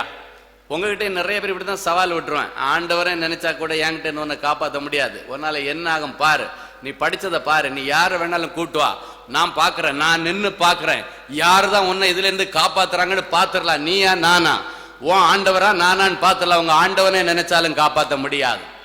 நிறைய டயலாக் எல்லாம் கேட்டுட்டு தான் வந்திருப்பீங்க. அதெல்லாம் எப்படி புஷ்ன்னு போகுதுன்னு பாருங்க. ஹல்லேலூயா. புஷ்வான வெடிக்கிறது மாதிரி எல்லாம் வெடிச்சு போகுது. ஆமென். அதுக்கு நம்ம என்ன பண்ணணும்? எசேக்கியா ஞானமா ஒரு காரியம் செய்தான். அவனுக்கு நல்லா தெரியுது, உள்ள ரவுண்ட் அப் பண்ணிட்டாங்க, இனிமே நம்ம அவங்ககிட்ட போய் போராடவே யுத்தம் பண்ணவே முடியாது. ஆண்டவரா இதுக்கு தலையிட்டு ஒரு விடிவு காலத்தை கொண்டு வந்தால் ஒழிய இந்த பிரச்சனையில இருந்து நம்மளை தப்புவிக்க யாராலையும் முடியாது அப்படின்னு சொல்லி தப்புவிக்க வல்லவராகிய கர்த்தரை நோக்கி பார்த்தான். அல்லேலூயா. அவன் சொல்றான், ஆண்டவரே சூழ்நிலை எல்லாம் இப்படி இருக்கு, இப்போதும் எங்கள் தேவனாகிய கர்த்தாவே, இந்த நிலைமையிலையும் அவங்க என்னதான் எங்க ஊருக்குள்ள வந்து அவங்க கண்ட்ரோல், எங்க ஜனங்களை கட்டுப்பாட்டுக்குள்ள எங்க ஜனங்களை வச்சு அவங்க சொல்றபடி எங்க ஜனங்களை ஆட வைக்கிற நிலைமைக்கு சூழ்நிலையை கொண்டு வந்திருந்தாலும், இப்போதும் எங்கள் தேவனாகிய கர்த்தாவே, நீர் ஒருவரே கர்த்தர், நீர் ஒருவரே உண்மை உள்ள தேவன் என்று இந்த பூமியின் ஜனங்கள் எல்லாரும் அறிந்து கொள்ளும்படி எங்களை இவன் கைக்கு நீங்களாக்கி ரட்சியும் என்று விண்ணப்பம் பண்ணினான். இவன் கையில இருந்து எங்களை நீங்க தப்பிச்சிருங்க ஆண்டவரே அப்படின்னு சொல்லி ஆண்டவரிடத்தில் அவன் ஒரு விண்ணப்பம் பண்ணுகிறான். ஹல்லேலூயா, ஹல்லேலூயா. ஆண்டவர் பார்த்துட்டு சும்மா இருப்பாரா? உங்களுக்கு பிரச்சனையான நேரம் வரும் பொழுது நீங்க போராடினீங்கன்னா போராடி ஜெயிக்க முடியாது. சில நேரங்கள்ல கை மீறி போயிருக்குன்னா, நம்ம கை மீறி போயிடுச்சுன்னா ஆண்டவருடைய கை ஒண்ணுதான் அதுக்கப்புறம் அதை கண்ட்ரோல் பண்ண முடியும். வேற எந்த மனுஷனுடைய கை அதை கண்ட்ரோல் பண்ண முடியாது. எனவே நம்ம அடுத்து செய்ய வேண்டியது அந்த ரெக்கமெண்டேஷன் இந்த ரெக்கமெண்டேஷன் அங்க இங்க ஒன்றும் போகக்கூடாது. ஸ்ட்ரைட்டா டாப் கியர் போட்டு மேல உள்ளவரை பிடிச்சிடணும். ஆமென். ஆமா, இங்க வந்து சிட்டி சிவில் கோர்ட் இருக்கும், லோக்கல் மேஜிஸ்ட்ரேட் கோர்ட் இருக்கும், அதுக்கப்புறம் என்ன ஹைகோர்ட் இருக்கும், அதுக்கப்புறம் சுப்ரீம் கோர்ட் இருக்கும். ஆனா இந்த சுப்ரீம் கோர்ட்டை எல்லாத்தையும் கண்ட்ரோல் பண்ண மேல ஒரு கோர்ட் இருக்கு. அல்லேலூயா. எதுக்கு நீ சுப்ரீம் கோர்ட்டுக்கும் ஹைகோர்ட்டுக்கும் போயிட்டு இருக்கிற? ஸ்ட்ரைட்டா பரலோக கோர்ட்டுக்கு போயிரு. ஆமென். அல்லேலூயா. மேல பெட்டிஷனை போட்டுட்டான், ஆண்டவரே இந்த நிலைமையில கூட நீங்க மனசு வச்சா எங்களை வெளியே கொண்டு வந்துட முடியும், தப்பிக்க வைக்க உங்களால முடியும் ஆண்டவரேன்னு சொல்லி அவன் ஒரு சின்ன விண்ணப்பம் ஒன்று பண்ணினான். ஆமென். என்ன நடக்குது பாருங்க. ஏசாயா தீர்க்கதரிசியின் புஸ்தகம் 37ஆம் அதிகாரம் 35, 36 ஆகிய வசனங்கள் வாசிப்போம். என் நிமித்தமும் என் தாசனாகிய தாவீதின் நிமித்தமும் நான் இந்த நகரத்தை ரட்சிக்கும்படிக்கு இதற்கு ஆதரவாய் இருப்பேன் என்பதை கர்த்தர் உரைக்கிறார் என்று சொல்லி அனுப்பினார். அப்பொழுது கர்த்தருடைய தூதன் புறப்பட்டு அசீரியரின் பாளையத்திற்குள்ளால போய் 1,80,000 பேரை சங்கரித்தான். 1,85,000 பேரை சங்கரித்தான். அதிகாலமே எழுந்திருக்கும் போது இதோ அவர்கள் எல்லாரும் செத்த பிரேதங்களாய் கிடந்தார்கள். அல்லேலூயா. சரி, இவன் ஆண்டவரிடத்துல விண்ணப்பம் பண்ணி, ஆண்டவரே இந்த விஷயத்துல நீங்க தலையிட்டு எங்களை இதுல இருந்து தப்பிச்சிருங்க ஆண்டவரே, நீங்க மட்டும்தான் இதுல இருந்து எங்களை தப்புவிக்க உங்களால மட்டும்தான் முடியும்னு சொல்லி ஆண்டவரிடத்துல சொல்லியாச்சு. உடனே ஆண்டவர் என்ன பண்றாரு, தீர்க்கதரிசி மூலமாக சொல்லி அனுப்புறாரு. விண்ணப்பம் நான் கேட்டாச்சுப்பா, என் நிமித்தமும் என் தாசனாகிய தாவீது நிமித்தமும். இந்த இடத்துல ஏன் தாவீதை கொண்டு வர்றாரு தெரியுமா? யார் இந்த எசேக்கியா? இந்த எசேக்கியாவுக்கு 3 தலைமுறைக்கு முன்னாலே எசேக்கியாவுக்கு தாத்தாவுக்கு பூட்டன் தான் இந்த தாவீது. தாவீதுக்கு ஆண்டவர் வாக்குத்தத்தம் கொடுத்திருக்கிறார், தரிசனங்கள் கொடுத்திருக்கிறார். உன்னையும் உன்னுடைய ஜனங்களையும் நான் ஆதரவாய் இருப்பேன், அவர்களுக்கு நான் எப்பொழுதும் பாதுகாப்பாய் இருப்பேன், இன்னொருவங்கிட்ட அவங்களை ஒப்பு கொடுக்க மாட்டேன்னு சொல்லி ஆண்டவர் வாக்குறுதி கொடுத்திருக்கிறார். பாருங்க, தலைமுறைகள் உருண்டோடினாலும் தீர்க்க தரிசனங்கள் நிற்கிறது. ஆண்டவர் அதனாலதான் என் நிமித்தம் இந்த நகரத்தை நான் பாதுகாப்பேன் என்று சொல்லவில்லை, என் நிமித்தமும் நான் வாக்குத்தத்தம் பண்ணி கொடுத்திருக்கிறேன், தாசனாகிய தாவீதின் நிமித்தமும் நான் இந்த நகரத்தை ரட்சிக்கும்படி, உங்களை இதிலிருந்து தப்புவிக்கும்படிக்கு இதற்கு ஆதரவாயிருப்பேன். ஒரு சம்பவம் நடக்கிறது என்று சொன்னால், ஆண்டவருடைய ஆதரவு யாருக்கு இருக்கிறதோ அவர்கள் தான் கடைசியில ஜெயிப்பார்கள். அதுக்கு முன்னால விரோதி ஜெயிச்ச மாதிரி இருக்கும், அவன் நினைச்சதெல்லாம் சாதிக்கிற மாதிரி இருக்கும், அவன் செய்யறதெல்லாம் நடக்கிற மாதிரி இருக்கும். நமக்கு என்னமோ கேட்கறதுக்கு ஆள் இல்லாத மாதிரியும், நமக்கு தட்டி கேட்கறதுக்கு ஒருத்தரே இல்லாத மாதிரியும், அவன் நினைக்கிறதெல்லாம் நிறைவேற போயிட்டே இருக்கும். ஆனால் நேரம் என்று வரும் பொழுது, தீர்க்க தரிசனத்தின் நிறைவேறுதல் என்று வரும் பொழுது, படுகிற நேரத்தினுடைய முடிவு என்று வரும் பொழுது, கர்த்தர் யாருக்கு ஆதரவா இருப்பார் தெரியுமா? யாருடைய பக்கத்திலே நீதி இருக்கிறதோ அவர்களுக்கு கர்த்தர் ஆதரவா இருப்பார். அல்லேலூயா. இந்த இடத்துல ஆண்டவர் சொல்றாரு, யுத்தம்னா கண்டிப்பா 2 பேருக்கு நடக்கிறது தான் யுத்தம். அவன் வந்தாச்சு, அட்லீஸ்ட் அவனை வெளியே துரத்தினா நீங்க யுத்தம் பண்ணணும். அந்த யுத்தத்துல யாருக்கு யார் சப்போர்ட், யாருக்கு ஆதரவு யார்? நீங்க பாருங்க, இப்ப எலெக்ஷன் நடக்கும் பொழுது பெரிய கட்சிக்காரங்க பக்கத்துல உள்ள சின்ன கட்சிக்காரங்க எல்லாம் ஆதரவு கேட்பாங்க. ஏன்னா பாத்தீங்கன்னா 4 கட்சி கூட சேர்ந்தாதான் இவனுக்கு ஓட்டு வாங்கி இவன் அந்த பதவியில வர முடியும், இவன் ஆட்சியில வர முடியும். அப்ப ஆதரவுக்காக வேண்டி அண்டை கட்சிகளை எல்லாரையும் ஆதரவுக்கு கூப்பிடுவாங்க. நீ யாருக்கு ஆதரவு, நீ யாருக்கு ஆதரவு அப்படின்னு பெரிய பெரிய தலைவர்கள் ஆதரவுக்கு கூப்பிடுறத பாக்குறோம். இங்க எசேக்கியா யார் ஆதரவுக்கு கூப்பிட்டான் தெரியுமா? ஆண்டவரை ஆதரவுக்கு கூப்பிட்டான். ஆமென். ஆண்டவர் சொல்லுகிறார், நான் உனக்கு ஆதரவாய் இருப்பேன், உங்களுக்கு ஆதரவாய் இருப்பேன் என்று கர்த்தர் உரைக்கிறார்னு போய் சொல்லி அனுப்பியாச்சு. ராஜாவுக்கு இன்ஃபர்மேஷன் பாஸ் பண்ணியாச்சு. பயப்படாதப்பா, நான் உனக்கு ஆதரவா இருக்கிறேன், அதனால நான் பாத்துக்கிறேன்னு சொல்லிட்டு இந்த எசேக்கியாவை யுத்தம் பண்ணவே ஆண்டவர் விடல. எசேக்கியா அதுக்கு பதில் 50,000 கூட கூட்டிட்டு போயிட்டு யுத்தம் பண்ணி இவன் சைடுல 50,000 பேர் செத்தானா என்ன? ஒண்ணும் பண்ணல. ஆண்டவர்கிட்ட முறையிட்டான். ஆண்டவர் அங்கிருந்து ஒரே ஒரு தூதனை அனுப்பினார். எத்தனை தூதனை அனுப்பினாரு? ஒரே தூதன் போதும். ஆண்டவர் சிங்காசனத்திலிருந்து அனுப்பினா ஒரு தூதன் போதும். ஒரு தூதன் போய் 1,85,000 யுத்த வீரர்கள் அங்க இருந்தாங்க. 1,85,000 யுத்த வீரர்களை அவன் பாளையத்துக்குள்ள போய் ஆண்டவர் வெட்டி போட்டாராம். அவன் கோட்டைக்குள்ள போய். இன்றைக்கு ஒருவேளை உன்னுடைய பிள்ளை அவனுடைய கோட்டைக்குள்ளே இருக்கலாம், உன் புருஷை அவனுடைய கோட்டைக்குள்ளால இருக்கலாம், பிசாசுடைய கோட்டைக்குள்ளால இருக்கலாம். அந்த பாளையத்தில் இறங்கி அவர்களை சங்காரம் பண்ணி கர்த்தர் உன்னை தப்புவித்துக் கொண்டு வருவார். அல்லேலூயா, அல்லேலூயா. ஆண்டவர் எங்க அனுப்பினாரு தூதனை? அசீரியர்களுடைய பாளையத்துக்குள்ளால. எல்லாரும் 1,85,000 பேர் கிடக்குறானுங்க. அந்த அசீரிய ராஜாவுடைய பாளையத்துக்குள்ளால ஒரே தூதனை அனுப்பி ஒரு தூதன் புறப்பட்டு போனான் என்று சொல்லப்பட்டிருக்கிறது. ஆண்டவர் மேல இருந்து எத்தனை வீரர்களை அனுப்பினார்? ஒரே ஒரு வீரனை தான் அனுப்பினார், ஒரே ஒரு தூதனை தான் அனுப்பினார். புறப்பட்டு போயிட்டான், அவ்வளவுதான். நேரம் மேல இருந்து கமாண்ட் வாங்கிட்டு வந்தான், உத்தரவு வாங்கிட்டு வந்தான். சரன்னு எப்படிதான் 1,85,000 பேரை காலி பண்ணானே நினைச்சே பார்க்க முடியல. ஹல்லேலூயா, ஹல்லேலூயா. 1,85,000 பேரை காலி பண்ணிட்டு நிக்கிறான். வந்தான், வேலையை முடிச்சான், போயிட்டே இருந்தான். இன்னைக்கு ஆண்டவர் சொல்றாரு, எந்த பாளையத்திற்குள்ளே உன் பிள்ளை சிக்கி இருந்தாலும், எந்த பாளையத்துள்ளே உன் மருமகன் சிக்கி இருந்தாலும், எந்த பாளையத்திற்குள்ளே உன்னுடைய புருஷன் சிக்கி இருந்தாலும், எந்த பாளையத்திற்குள்ளே உன்னுடைய மனைவி சிக்கி இருந்தாலும், ஆண்டவர் இன்றைக்கு அந்த பாளையத்திற்குள்ளே சிங்காசனத்திலிருந்து ஒரு தூதனை அனுப்பிவிட்டார். நீ தேவனுடைய வார்த்தையை கேட்டுக்கொண்டிருக்கும் பொழுது தூதன் புறப்பட்டு விட்டான். சங்காரம் பண்ணுகிற தூதனை கர்த்தர் அனுப்பிவிட்டார். அந்த சத்துருக்களை முறியடித்து உன்னை அந்த இடத்திலிருந்து நான் தப்புவித்து கொண்டு வருவேன் என்று சேனைகளின் கர்த்தர் சொல்லுகிறார். அடுத்த நாள் காலையில பார்த்தா அவ்வளவு கர்ச்சித்திட்டு சொன்ன, ஆண்டவனே வந்தா கூட காப்பாற்ற முடியாதுடா அப்படின்னு சொன்ன பணமா கிடக்குறான். காலையில பார்த்தா முந்தின நாள் டயலாக் எல்லாம் விட்டான். நிறைய பேர் டயலாக் விட்டவங்களை எல்லாம் இன்னைக்கு நினைச்சு பாருங்க.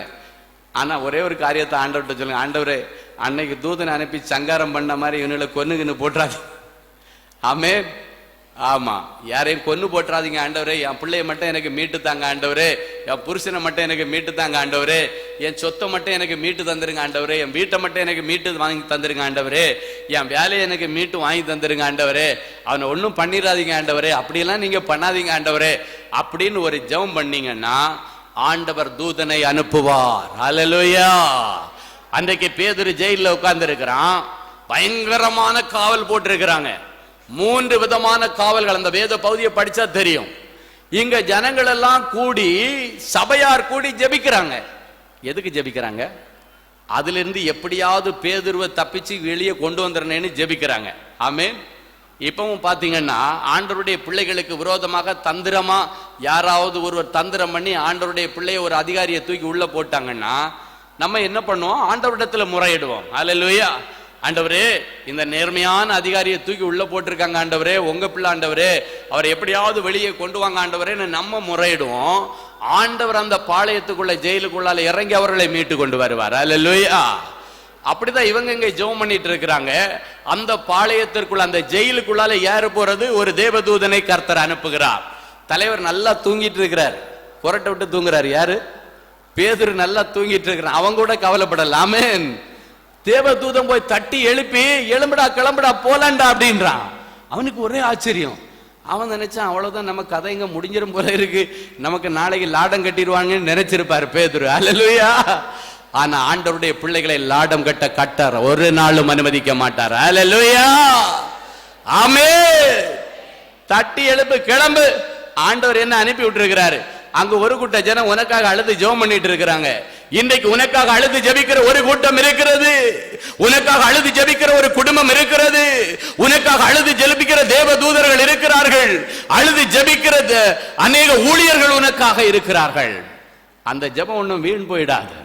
அந்த ஜெபம் பரலோகத்துல கேட்ட உடனே சொல்ற, தட்டி எழுப்பி பேர் ஜெபம் பண்ணிட்டு இருக்காங்க, கிளம்பு அப்படின்னு. இங்க பார்த்தா அவ்வளவு பாதுகாப்பு போடப்பட்டிருந்த அந்த போர் சேவகர்கள் எல்லாரும் அந்த நேரத்துல எப்படி இவன் வெளியே போனான்னு அவங்களுக்கு தெரியாது. அல்லேலூயா. எப்படி தப்பிச்சு போனான்னு தெரியாது. அடுத்த நாள் காலைல என்கொயரி நடக்குது. 3 பாதுகாப்பை தாண்டி கடைசியா இரும்பு கேட்டு எல்லாம் தாண்டி வெளியே போய் கொண்டு விட்டுட்டு தூதன் போயிட்டான். தூதன் கொண்டு போய் வெளியே விடுறது அவனுடைய வேலை, தப்பிச்சு வெளியே கொண்டு வர்றது தூதனுடைய வேலை. முடிச்சுக்கிட்டு அவன் மேல போயிட்டான். பேதுரு நேர இந்த மக்கள் இருக்கிற இடத்துல போறான். அப்ப ஒருத்தி வந்து பார்த்து சொல்ற, பேதுரு வந்தாச்சு. ஜெபிக்கிற மக்களுக்கு நம்ப முடியல. ஏன்னா அப்படிப்பட்ட பயங்கரமான காவலிலே அவனை போட்டிருந்தார்கள். இல்லப்பா ஜெயில தான் இல்ல, வந்தாச்சு. என் அன்பு தேவ பிள்ளைகளே, இன்றைக்கு உனக்காக தூதன் புறப்பட்டு விட்டான். பிள்ளைகளை விடுதலையாக்குவான். சத்துருடைய கோட்டைகளை உடைப்பான். உனக்கு விரோதமாய் உருவாக்கப்பட்டிருக்கிற ஆயுதங்களை கர்த்தர் இன்றைக்கு முறித்து போடுவார். ஆண்டவருடைய பிள்ளைகளுக்கு விரோதமாய் ஒரு வழியாய் வருகிறவர்கள் இனி 7 வழியாய் ஓடி போவார்கள். நீ தப்பிக்கவே முடியாதென்ற நிலைமையில இருந்தாலும் இயேசு உனக்கு ஆதரவாய் இருப்பாரேயானால் அது எவ்வளவு பெரிய பிரச்சனைக்குரிய காரியமாயிருந்தாலும் சரி, அதிலிருந்து உன்னை வெளியே கொண்டு வருகிறது ஆண்டவருக்கு லேசான காரியம். அல்லேலூயா. ஒருவேளை 50 கோடி கடன் இருக்கலாம், 20 கோடி கடன் இருக்கலாம், 10 கோடி கடன் இருக்கலாம், 8 கோடி கடன் இருக்கலாம். அந்த கடன்ல இருந்து நீ யார் நினைச்சாலும் அவனை காப்பாற்ற முடியாது அப்படின்னு நினைக்கலாம். அது நிமித்தம் ஒருவேளை நீ தற்கொலை எண்ணத்துக்கு கூட வந்திருக்கலாம். இவ்வளவு பெரிய கடனை அடைக்கிறதுக்கு நம்ம சொந்தக்காரன் சொத்தெல்லாம் வித்தாலும் இந்த கடன்ல இருந்து நம்மளை வெளியே கொண்டு வர முடியாது, மாமனாருக்கு சொத்தை வித்தாலும் வெளியே கொண்டு வர முடியாது என்று சொல்லி ஒருவேளை நீ முடிவெடுத்திருக்கலாம். ஒருத்தருடைய சொத்தையும் விற்க வேண்டாம், ஆண்டவர் மட்டும் உனக்கு ஆதரவாய் இறங்கி வந்தால் போதும்.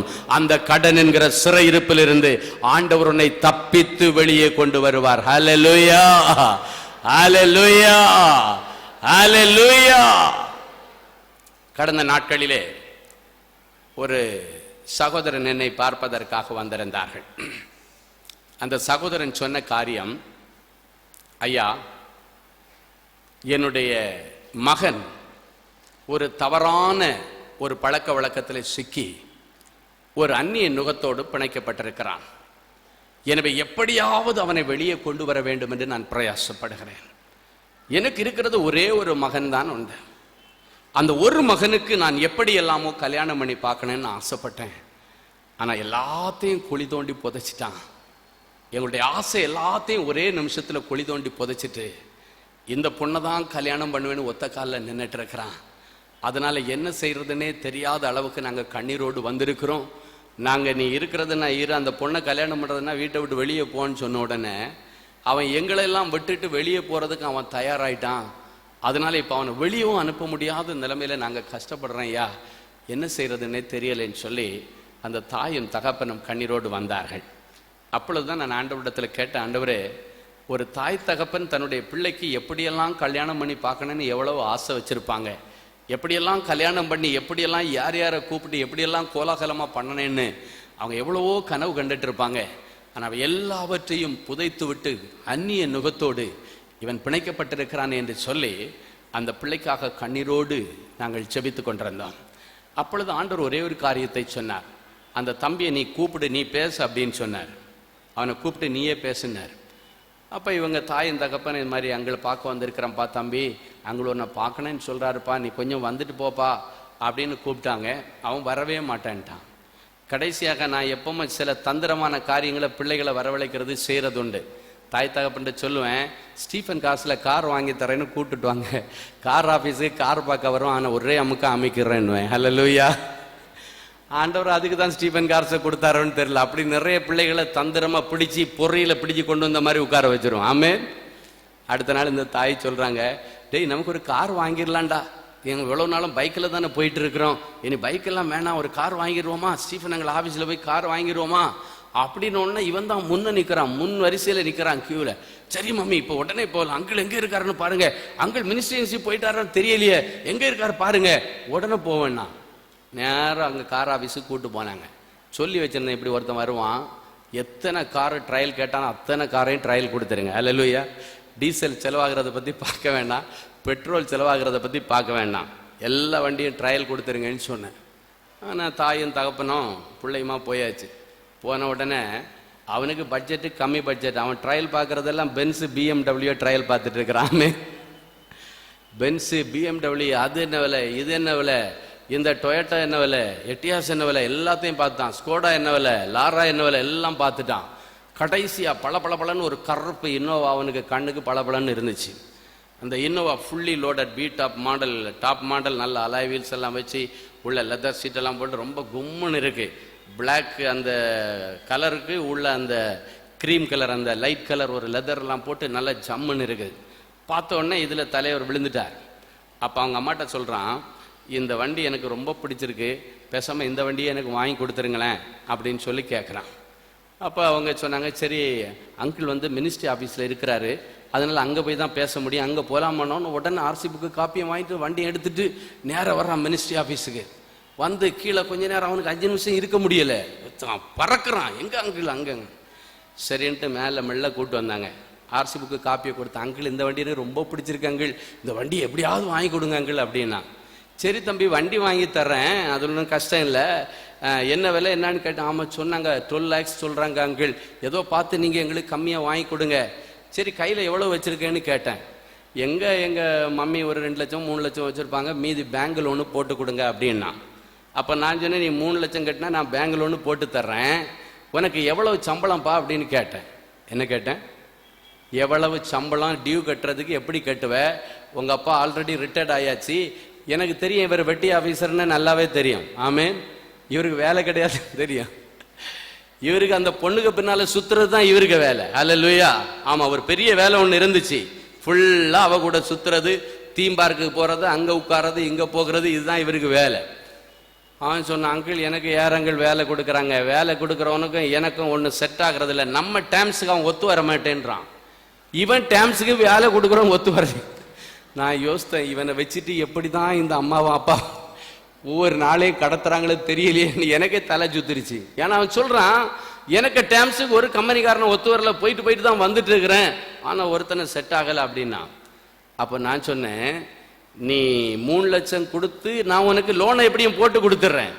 ஆனால் லோன் போட்டு கொடுத்தா நீ அடைக்கிறதுக்கு பணம் இல்லைன்னா 3வது மாதம் பேங்குக்காரன் வண்டியை சீஸ் பண்ணிட்டு போயிடுவான். நீ போட்ட 3 லட்சமும் போயிடும்.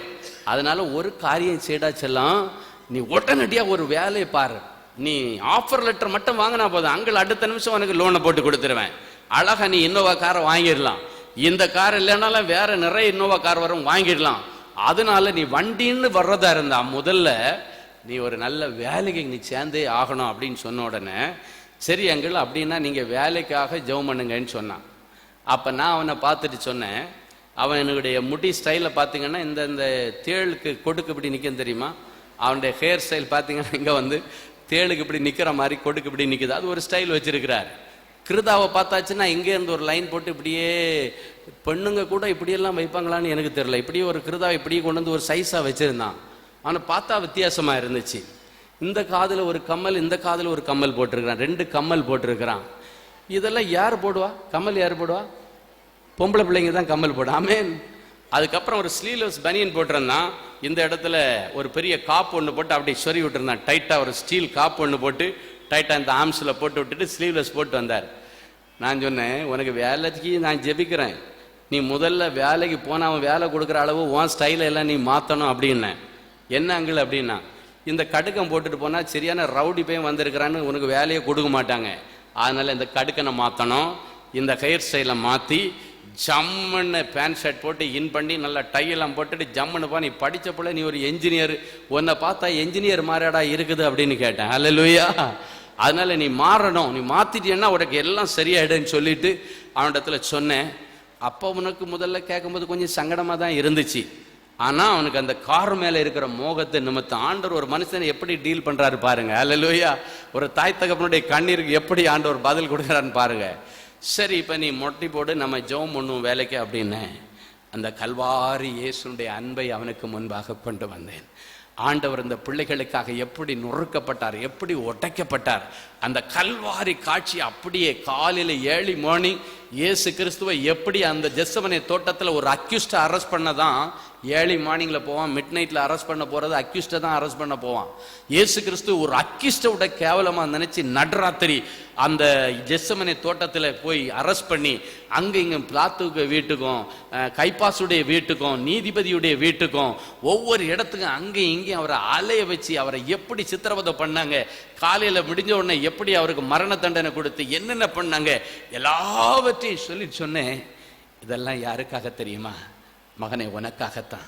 நீ ஆண்டவருடைய பிள்ளையா, செல்ல பிள்ளையா இருக்கணும், ஆண்டவருக்கு பிரியமான பிள்ளையா இருக்கணும், நீ ஆண்டவருடைய சொற்பேச்சு கேட்கணும், ஆண்டவருடைய பிள்ளைகள் ஆண்டவர்களுக்கு கொடுத்த தாய் தகப்பனுடைய சொற்பேச்சை கேட்கணும் அப்படின்னு சொல்லி அந்த மகனிடத்துல சொல்லிட்டு சொன்னேன். அன்றைக்கு போர் சேவகர்கள் ஒரு முறைத்தான் இயேசுவை கொலை செய்தார்கள். போர் சேவகர்கள் ஒரே நாள் தான் வாரினாலே அவருடைய இயேசு கிறிஸ்துவனுடைய சரீரத்தை அடித்து நைய கிழித்து அந்த சரீரத்திலிருந்து சதையெல்லாம் வெளியே வந்துருச்சியா. ஆனா இன்னைக்கு நீ ஒவ்வொரு நாளும் எத்தனை முறை இயேசுவை காயப்படுத்தி கொண்டிருக்கிறாய். இந்த வார்த்தை கேட்டதான் உண்டு. ஓட ஆரம்பிச்சான். போர் சேவர்கள் ஒரே நாளிலே தான் இயேசு கிறிஸ்துவை அடித்து புண்ணாக்கினார்கள், அவருடைய சரீரத்தை கிழித்தார்கள்.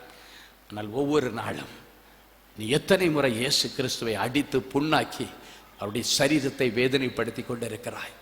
அப்படி கேட்டது அவனுடைய அடுத்த நிமிஷத்துல ஓன்னு அழ ஆரம்பிச்சான். அவனுடைய தாயுடைய காலை பிடித்து அழுது கொண்டு சொன்னான். அவனுக்கு ஒரு மூர்க்க குணம் ஒன்று வருமா, ஒரு முரட்டாட்ட ஒரு ஆவி அவனுக்குள்ள வந்துச்சுன்னா பெரிய ஸ்டீல் ராடு என்ன இருக்குன்னு பார்க்க மாட்டான். அவன் தாய் அடிக்கிறதும் அவனுடைய தகப்பனார் அடிக்கிறதும் என்ன செய்வான்னு தெரியாது. அந்த அளவு ஒரு முரட்டாட்டமான ஆவி அவனுக்குள்ள இருந்து கிரியை செய்யுமா. அழுதுட்டு சொன்னானா, அம்மா உங்களை எத்தனை வாட்டி நான் அடிச்சிருக்கிறேன். உங்க தகப்பனார் பார்த்து சொல்றான், எத்தனை வாட்டி உங்களை நான் அடிச்சிருக்கிறேன். ஐயோ, நீங்க அந்த நேரத்தில் உங்களை அடிக்கும் போதெல்லாம் இயேசு கிறிஸ்துவை அல்லவா நான் அடித்திருக்கிறேன். நீ இயேசு எவ்வளவு கஷ்டப்பட்டிருப்பா. ஓன்னு அழுதான். அழுது கடைசியா நான் சொன்னேன், மகனே, இன்றைக்கு நீ மனம் திரும்பினபடியினாலே உன்னிமித்தம் பரலோகத்தில் ஒரு பெரிய விழா கொண்டாடப்படுகிறது. இன்றைக்கு இயேசு கிறிஸ்துவினுடைய சுத்தத்திற்கு உன்னை விட்டுக்கொடு. அப்பொழுது கர்த்தர் உன்னை உயர்ந்த ஸ்தானத்தில் வைத்து ராஜாக்களோடும் பிரபுக்களோடும் உட்கார வைத்து அழகு பார்ப்பார். சொல்லிட்டு ஆண்டவர் சொன்னாரு, மகனே, இன்னும் ஒரு மாசத்துக்குள்ளால உன்னை அரபு தேசத்திற்கு நான் கொண்டு போகிறேன். ஒரு பைசா செலவு இல்லாம பிளைட் டிக்கெட்லேருந்து விசா செலவுலேருந்து எல்லாமே அந்த கம்பெனிக்காரங்க ஆக்கி உன்னை வெளி தேசத்துக்கு கொண்டு போவேன். அந்த வெளி தேசத்தில் நீ எதிர்பார்த்த இன்னோவா கார் அல்ல, நீ மிகவும் ட்ரீம் காரா வச்சிருக்கிற பிஎம்டபிள்யூ கார்ல நீ போகிறது என் தரிசன கண்களிலே பார்க்கிறேன். பிளாக் கலர் பிஎம்டபிள்யூ கார்ல நீ போற. நான் அந்த அரபு தேசத்திலே கர்த்தர் உனக்கு அவை எல்லாவற்றையும் ஆயத்த பண்ண வச்சுட்டு உன்னை எதிர்பார்த்துட்டு இருக்கிறாரு அப்படின்னு சொல்லி தீர்க்க தரிசனமா சொல்றாரு. அவனுடைய கோலத்தை ஃபுல்லா நான் விஷன்ல பாக்குறேன். அதான் அந்த தீர்க்க தரிசனங்கள் ஆண்டவர் சொன்னார்னு கண்டிப்பா அவைகள் நிறைவேறும். டை கட்டிட்டு அவன் ஷூ போட்டுட்டு நடக்கும் போது டக் டக் டக் டக்குன்னு சத்தம் வருகிறது வரைக்கும் அந்த ஜபத்துல ஆண்டவர் கொண்டு வராரு. அன்னைக்கு அவன் பார்த்தீங்கன்னா ஒரு சைஸான இந்த விளையாட்டு புள்ள பசங்க போட்டுருக்க செருப்பு மாதிரி ஒன்றை போட்டுட்டு இங்கே இருந்து ஒரு பெல்ட்டை தூக்கி இங்கே மாட்டி, பின்னால் இருந்து ஒரு பெல்ட்டை தூக்கி அங்கே மாட்டி, ஒரு மாதிரியாக தான் செருப்பு போட்டிருந்தான். ஆனால் ஆண்டவர் சொல்றார், நல்ல டீசெண்டாக ஷூ போட்டு டக் டக் டக் டக்னு சத்தம் கேட்கறத நான் பார்க்கிறேன் என்று சொன்னேன். கர்த்தருடைய பெரிய கிருபையில நான் கண்ணை மூடி திறந்து பார்க்கும் பொழுது முதல்ல கலட்டுடான்னு சொல்லும் போது கலட்டலை. ஆனா ஜபத்தை முடிச்சிட்டு நான் கண்ணை திறந்து பார்க்கும்போது கடுக்கம் எல்லாம் டேபிள்ல இருக்குது, அந்த காப்பு டேபிள்ல இருக்குது. அவன் யூஸ் பண்ண சிம் கார்டு மொபைல். இதனால தான் நான் அவள் நிமித்தம் நான் வஞ்சிக்கப்பட்டதற்கு காரணம் இந்த சிம் கார்டு. இந்த சிம் கார்டே எனக்கு வேண்டான்னு சொன்னதுக்கு பிறகு அவ எனக்கு தேவையே இல்லைன்ட்டான். ஹல்லேலூயா. எல்லாத்தையும் கலட்டி வச்சான். 10 நாளிலே ஒரு இன்டர்வியூ ஒன்று நடந்துச்சு. 320 பேரை இன்டர்வியூ பண்ணதுல 2 பேர் செலக்ட் பண்ணாங்க. அதுல ஒருவனாக கர்த்தர் இவனை கொண்டு போனார். ஹல்லேலூயா. அவன் ஊருக்கு போனோன்னா அவங்க அம்மா எங்களுடைய அன்பரின் பாதத்தில் ஒரு நாள் கூட்டத்தில் சாட்சி சொல்றாங்க. என்ன சாட்சி சொன்னாங்க தெரியுமா? இப்படி எல்லாம் நடந்துச்சு, இப்படி எல்லாம் நடந்துச்சுன்னு சொல்லிட்டு ஒரு நாள் ஃபோன் பண்ணி, எப்படிப்பா நல்லா இருக்கிறியா அப்படின்னு கேட்கும்போது சொல்றானா, மம்மி என்ன மாதிரி கடுக்கம் போட்டுட்டு காப்பு போட்டுட்டு சுத்துறவன் நிறைய பேர் இங்க இருக்கிறான். அவங்க எல்லாரையும் இப்ப நான் மனம் திரும்புறதுக்கு நானே அவங்கள்ட்ட ஊழியம் பண்ணிட்டு இருக்கிறேன்னு சொல்றேன். கரங்களை தட்டி ஆண்டவருக்கு நன்றி சொல்லுவோம். என் அன்பு தேவ பிள்ளைகளே, ஒரு தகப்பனுடைய கண்ணீர், ஒரு தாயினுடைய கண்ணீர் சிங்காசனத்தை அசைக்கக்கூடிய திறன் கொண்டது. அவன் நிமித்தம் அவர்கள் எத்தனை நாட்கள் கண்ணீர் வடித்திருக்கிறார்கள். அடி வாங்கிட்டு என் பிள்ளை தானேன்னு சொல்லிட்டு இவனுக்குள்ளால ஒரு முரட்டாட்டத்தின் ஆவி இருந்துதான் இந்த காரியத்தை செய்து இவன் செய்யலை என்று சொல்லி எல்லாவற்றையும் சகித்துக் கொண்டிருந்தார்கள். ஆனால் ஒரு நாள் முடிவு வந்தது. ஆண்டவர் அந்த சிறையிருப்பிலிருந்து அவனை தப்புவித்து வெளியே கொண்டு வந்தார்.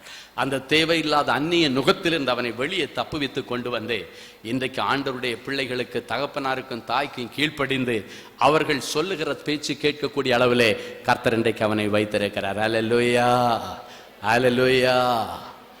உங்க வீட்டிலையும் இப்படி என்ன பிரச்சனை இருந்தாலும் சரி, இன்றைக்கு ஆண்டவருடைய சமூகத்திலே உங்கள் பிள்ளைகளை கொண்டு வாருங்கள். ஆண்டவருடைய சமூகத்திலே உங்கள் பிள்ளைகளை ஒப்புக்கொடுங்க.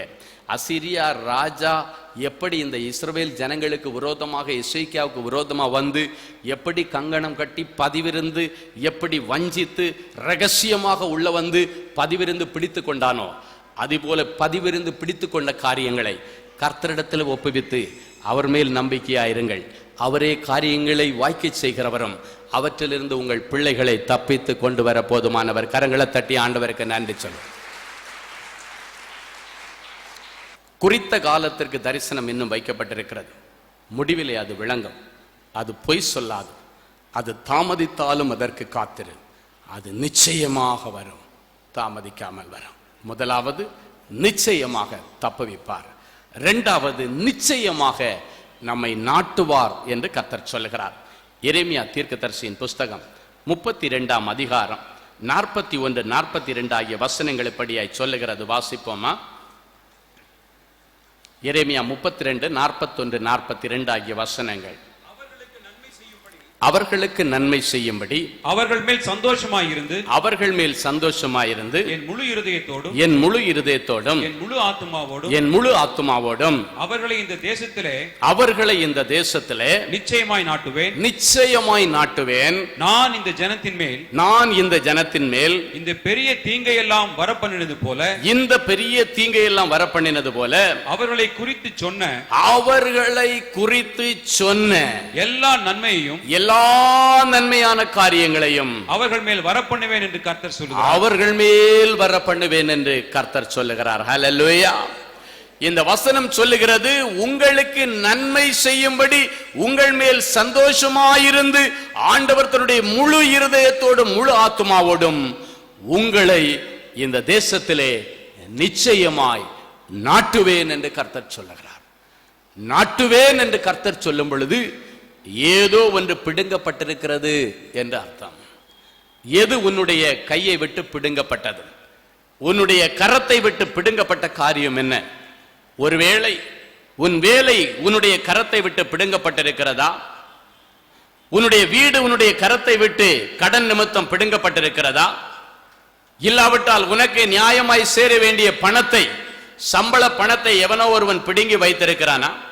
இல்லாவிட்டால் நீ உண்மையாகவே சம்பளம் வாங்கிட்டு வரும் பொழுது தந்திரமாக அது உன்னிடத்திலிருந்து திருடி எடுத்து விட்டார்களா? உன்னுடைய பதவி பறி போய் இருக்கிறதா? இல்ல வாழ்க்கையே பறி கொடுத்துட்டு வந்திருக்கிறியா? செல்வத்தை பறி கொடுத்திருக்கிறியா? பெயரை பறி கொடுத்திருக்கிறியா? புகழை பறி கொடுத்திருக்கிறியா? நீ பறி கொடுத்த அத்தனையும் மறுபடியும் கர்த்தர் உனக்கு கொடுத்து அதே தேசத்திலே உன்னை நிலைநாட்டுவேன் என்று சொல்லுகிறார். நிச்சயமாக உன்னை நாட்டுவேன். அவர்களை இந்த தேசத்திலே நிச்சயமாய் நாட்டுவேன். எந்த இடத்திலே நீ வெட்கப்பட்டு தலை குனிந்து நின்றாயோ அதே இடத்திலே உன் பெயரை பெருமைப்படுத்துவேன். ஒரு காரியத்தை தெரிந்து கொள்ளுங்கள். ஆண்டவர் ஒரு சிக்கலில் இருக்கிற ஒரு மனுஷனை அந்த சிக்கல்ல இருந்து விடுவித்து தப்புவித்து வெளியே கொண்டு வந்து, இதுக்கு மேல நீயாச்சு உன்னுடைய பாடாச்சுப்பா அப்படின்னு அம்போன்னு தெருவில் விட்டுட்டு போக மாட்டார். ஒரு வேளை உன்னுடைய நண்பன் ஒருவன் உனக்கு ஒரு கடன்ல சிக்கிட்ட, அந்த கடன்ல இருந்து உன்னை வெளியே கொண்டு வந்த உடனே என்னால முடிஞ்சது இதுதான்ப்பா, ஏதோ உனக்கு அந்த கடன் அடைச்சு உன்னை வெளியே கொண்டு வந்திருக்கேன், அவ்வளவுதான், இதுக்கு மேல என்னால ஒன்றும் பண்ண முடியாது அப்படின்னு சொல்லி வெளியே கொண்டு வந்து உன்னை அம்போன்னு விட்டுட்டு போயிடுவான். ஆனா ஆண்டவர் அம்போன்னு விட்டுட்டு போக மாட்டாரு. அப்படி விட்டுட்டா நீ மறுபடியும் ஏதாவது ஒண்ணுல எக்கு தப்பா போய் சிக்கிக்குவேன்னு சொல்லி ஆண்டவர் உனக்கு நிரந்தரமா ஒரு வேலை, நிரந்தரமா ஒரு தொழில், நிரந்தரமா ஒரு லைஃப் அமைச்சு கொடுத்து என்ன சத்துரு எதுவும் இனி உன்னை வஞ்சிச்சு உள்ள கொண்டு போற்றாதபடிக்கு ஆண்டவர் நிலைநாட்டுவேன்னு சொல்றார். உனக்கு ஒரு வாழ்க்கையை கொடுத்து உன்னை நிலைநாட்டுவேன் என்று சொல்லுகிறார். உனக்கு ஒரு நல்ல தொழிலை கொடுத்து, ஒரு வியாபாரத்தை கொடுத்து, ஒரு வேலையை கொடுத்து, இதுக்கு மேல வேலை வெட்டி இல்லாம நீ சுத்தனா இப்படி எங்கேயாவது மாட்டிக்குவேன்னு சொல்லி உனக்கு ஒரு வேலையை கொடுத்து, உனக்கு வேலைக்கு போயிட்டு வர்றதுக்கு சரியா இருக்கும் டைம், தொழிலுக்கு போயிட்டு வர்றதுக்கு சரியா இருக்கும், ஊழியத்துக்கு போயிட்டு வர்றதுக்கு சரியா இருக்கும், உன்னை என்கேஜ் பண்ணி விடுறேன்னு சொல்றார். சும்மா இருக்கும் பொழுதுதான் ஒரு மனுஷன் தவறு செய்கிறான், தனிமையிலே தான் பாவம் செய்கிறான், தனிமையிலே தான் ஒரு மனுஷன் தற்கொலை செய்யும்படி அவன் தூண்டப்படுகிறான், தனிமையில தான் தேவையில்லாத நெகட்டிவ் தாட்ஸ் எல்லாம் அவனுக்கு வந்து கொண்டிருக்கிறது. அவனுக்குன்னு ஒரு வேலையை கொடுத்து பொறுப்பை கொடுத்தாச்சுன்னா வேலை செய்யலைன்னா துரத்தி விட்டுருவாங்கன்னு சொல்லி காலையில 10 மணிக்கு வேலைக்கு போனேன்னா 7 மணிக்கு எழும்பி ரெடியாகி சாப்பாடு கட்டி வண்டி எடுத்துட்டு நேரம் போய் வேலை உட்காருவான் 10 மணிக்கு. அந்த இடத்துல இருந்து சாயங்காலம் 5 மணிக்கு அனுப்புனா அதுக்கப்புறம் ரெடியாகி வீட்டுக்கு வந்து குளிச்சு கிடிச்சு சாப்பிட்டு தூங்குறது தான் சரியா இருக்கும். எந்த சிக்கலையும் மறுபடியும் அவன் போய் சிக்க கூடாது, எந்த சிக்கலையும் மறுபடியும் போய் அவன் போய் மாட்டிக்கொள்ளாதபடிக்கு ஆண்டவர் வெளியே கொண்டு வந்துட்டு இதுக்கு மேல இப்படியே விட்டா சரி வராது, ஒரு கால் கட்டோ ஒரு கை கட்டோ போட்டு எடுத்து இவனை பிடிச்சி ஒரு கல்யாணத்தை பண்ணி வச்சு ஒரு வேலையை வாங்கி கொடுத்து இவனை மனுஷனாக்கி இதுக்கு மேல எங்கேயும் ஊர் சுத்தக்கூடாது, எந்த காரியத்தையும் செய்யக்கூடாதுன்னு சொல்லி, தேவையில்லாத சிந்திக்க கூடாதுன்னு சொல்லி அவர்களுக்கு வாழ்வு கொடுத்து அவர்கள் வாழ்க்கையை ஆண்டவர் நடுகிறார், நாட்டுகிறார். எப்படி நாட்டுவாராம்? நிச்சயமாக நாட்டுவாராம். நிச்சயமா தப்பு வச்சேன்னு சொன்ன ஆண்டவர் அது கூட கவலைப்படாதீங்க, வெளியே கொண்டு வந்து ஆண்டவர் அப்படியே விட்டுருவார், அதுக்கப்புறம் திருப்பி ஏதாவது ஆயிடுமோ, அப்படி ஆயிடுமோ, இப்படி ஆயிடுமோ. ஆண்டவர் ஒரு காரியத்தை செய்தா பெர்ஃபெக்ட்டா செய்வார். ஆமென். வேதம் சொல்லுகிறது, ஆண்டவர் உனக்காக ஆயத்தம் பண்ணி இருக்கிற ஸ்தானத்திலே உன்னை கொண்டு சேர்க்கவும் வழியிலே உன்னை பாதுகாப்பதற்கும் இதோ ஒரு தூதனை உனக்கு முன்பதாக அனுப்புகிறார். ஆண்டவர் உனக்குன்னு ஒரு ஸ்தானம் வச்சிருக்கிறார், அங்க கொண்டு போய் உட்கார வச்சு உன்னை நில நாட்டிட்டு தான் அடுத்த வேலையை பார்ப்பார். உன்னை நிலைநிறுத்துவார், உனக்கு ஒரு நல்ல வேலையை தருவார், உன்னை என்கேஜ் பண்ணி வைப்பார். இல்லைன்னா அடுத்த மேற்படிப்புக்கு உன்னை கொண்டு போவார். வீட்டுல உட்கார்ந்து ஏதோ ஒண்ணு சிந்திக்க ஆண்டவர் விட மாட்டார். தெருவுல உட்கார்ந்து 4 நண்பர்களோடு சுத்த ஆண்டவர் விட மாட்டார். ஆண்டவர் ஒரு காரியத்தை பொறுப்படுத்திட்டாருன்னா, ஆண்டவரே இந்த பிள்ளையை நீ தப்பித்து தாரும் என்று நீ சொல்லிட்டேன்னா, ஆண்டவர் தப்பித்து கொண்டு வந்த அந்த பிள்ளையுடைய எதிர்காலத்தை பிரகாசிக்க பண்ணி அதை திருத்தி தானியத்தை விளைய வைக்க வேண்டியது ஆண்டவருடைய கடமை. வேதம் சொல்லுகிறது, அவர் திருத்தி தானியங்களை விளைய பண்ணுகிறவர், விளைச்சலை கொடுக்க வைக்கிறவர். ஆண்டவர் கொண்டு வந்து அவனுக்கு ஒரு நல்ல எதிர்காலத்தை கொடுத்து, அந்த தாய் தகப்பன் விரும்பின மாதிரி அந்த பிள்ளைக்கு என்னெல்லாம் செய்யணுமோ அந்த காரியத்தை எல்லாத்தையும் செய்து வைக்கத்தக்கதாக சேனைகளின் கர்த்தர் தலையிட்டார்னா எல்லாத்தையும் பெர்ஃபெக்டா செய்வார். இந்த வசனம் சொல்லுகிறது, நிச்சயமாக உன்னை அந்த தேசத்துல நாட்டுவேன், அது மாத்திரமல்ல உன்னை குறித்து நான் சொன்ன எல்லா நன்மையையும் உன்மேல் வர பண்ணுவேன். இன்றைக்கு ஒருவேளை தீமைகளை நீங்கள் அனுபவித்துக் கொண்டிருக்கலாம், தீமையை உன் புருஷன் அனுமதித்துக் கொண்டிருக்கலாம், தீமையானதை உன் பிள்ளைகள் இன்றைக்கு அனுபவித்துக் கொண்டிருக்கலாம். ஆனால் அந்த பிள்ளைகளுக்கு ஆண்டவர் நன்மையான காரியங்களை செய்வேன் என்று தீர்க்க தரிசனம் சொல்லி இருக்கிறார் அல்லவா? எந்த வசனம் சொல்லுகிறது, அவர்களை குறித்து நான் சொன்ன எல்லா நன்மைகளையும் அவர்களை தப்பித்துக் கொண்டு வந்த கையோட அவர்கள் மேல் வர பண்ணுவேன். தப்பிச்சு கொண்டு வர்ற கையோட ஆண்டவர் லைஃபை செட்டில் பண்ணி கொடுத்துருவார். எனவே பயப்பட வேண்டாம், யாரும் கலங்க வேண்டிய அவசியம் இல்லை. கடந்த நாட்களில் இப்படித்தான் ஒரு சகோதரி அழுதுட்டு வந்தாங்க. என்னம்மான்னு கேட்டேன். அங்கே சொன்னாங்க, ஐயா என்னை பார்த்தா மெண்டலா தெரியுதான்னு கேட்டாங்க. இல்லையம்மா, நீ தெளிவாக தான் பேசுகிற, தெளிவாக தான் இருக்கிற, உன்னை பார்த்து யார் மெண்டல்னு சொன்னதுன்னு கேட்டேன். அப்போ அந்த மகள் சொன்னால், என் புருஷன் தான் என்ன மெண்டல்னு சொல்கிறாரு, மெண்டல்னு சர்டிஃபிகேட்டே வாங்கிட்டாரு அப்படின்னா. எப்படிமா மெண்டல் இல்லாத ஒருத்தவங்களுக்கு மெண்டல்னு எந்த டாக்டருமா சர்டிஃபிகேட் கொடுத்தாரு அப்படின்னு கேட்டேன். 1க்கு 3 டாக்டர் கொடுத்துட்டார்கள் அப்படின்னா எனக்கு ஆச்சரியமா இருந்துச்சு. என்ன ஆச்சுன்னு கேட்டா, ஒரு காரியத்தை அவள் சொன்னாள். அவளுக்கு புருஷனுக்கு கல்யாணத்துக்கு முன்னாலே இன்னொரு பொண்ணு கூட தொடர்பு. நல்லா கவனிங்க, கல்யாணத்துக்கு முன்னால இன்னொரு பொண்ணு கூட தொடர்பு. இவங்க வீட்டில் ஃபோர்ஸ் பண்ணி இந்த பொண்ணுக்கு கல்யாணம் பண்ணி வச்சுட்டாங்க. சரி, கல்யாணம் முடிஞ்சிருச்சு, அதுக்கப்புறம் அதை விட்டு தொலைச்சானான்னு இல்லாம விட்ட குறை தொட்ட குறைன்னு சொல்லிட்டு அது தொடர்ந்துட்டு இருந்திருக்கு. இங்க மனைவி கூட குடும்பம் நடத்திட்டு இருக்கிறான், அதுவும் ஒரு பக்கத்துல பேரலல் லைன் ஓடிட்டு இருந்திருக்கு. ஆனா ஒரு நாள் இந்த பிள்ளை கண்டுபிடிச்சிட்டு முதல்ல ஒழுங்கா மொபைலில் வச்சிருக்கிறவன் லாக் போட்டு வைக்க ஆரம்பிச்சானா. வீட்டில் யாராவது லாக் போட்டு மொபைல் வச்சா கொஞ்சம் கண் அதிகமாகவே அவங்க மேலே வைங்க. அது புருஷனாக இருந்தாலும் சரி, பொண்டாட்டியாக இருந்தாலும் சரி, பிள்ளையா இருந்தாலும் சரி, வீட்டில் எல்லாம் வெளியரங்கமாக இருக்கணும். ஆமே, திறந்த புஸ்தகமாக இருக்கணும். மனைவிக்கு தெரியாது என்னையா அவனுக்கு வேண்டி கிடக்கு, உன் பிள்ளைக்கு தெரியாமல் என்ன வேண்டி கிடக்கு, உங்கள் அப்பா அம்மாவுக்கு தெரியாமல் உனக்கு என்ன வேண்டி கிடக்கு. யாராவது லாக் போட்டாங்க, மொபைலுக்காக இருந்தாலும் சரி, லேப்டாப்புக்குனாலும் சரி, கம்ப்யூட்டருனாலும் லாக் போட்டாங்கன்னா இவங்க எங்கேயோ லாக் ஆகிட்டாங்கன்னு அர்த்தம். அல்லேலூயா. லாக் போட்டா என்ன அர்த்தம் சொல்லுங்க? எங்கேயோ லாக் ஆகிட்டாங்க, அவ்வளோதான், மாட்டிக்கிட்டாங்கன்னு அர்த்தம். அல்லேலூயா. ஆமாம், அதனால இந்த லாக் எல்லாம் போடக்கூடாது. இந்த அம்மாவுக்கு சந்தேகம் வந்துருச்சு, லாக் போட்டாருன்னு. ஒரு நாள் லாக் போட மறந்துட்டார்.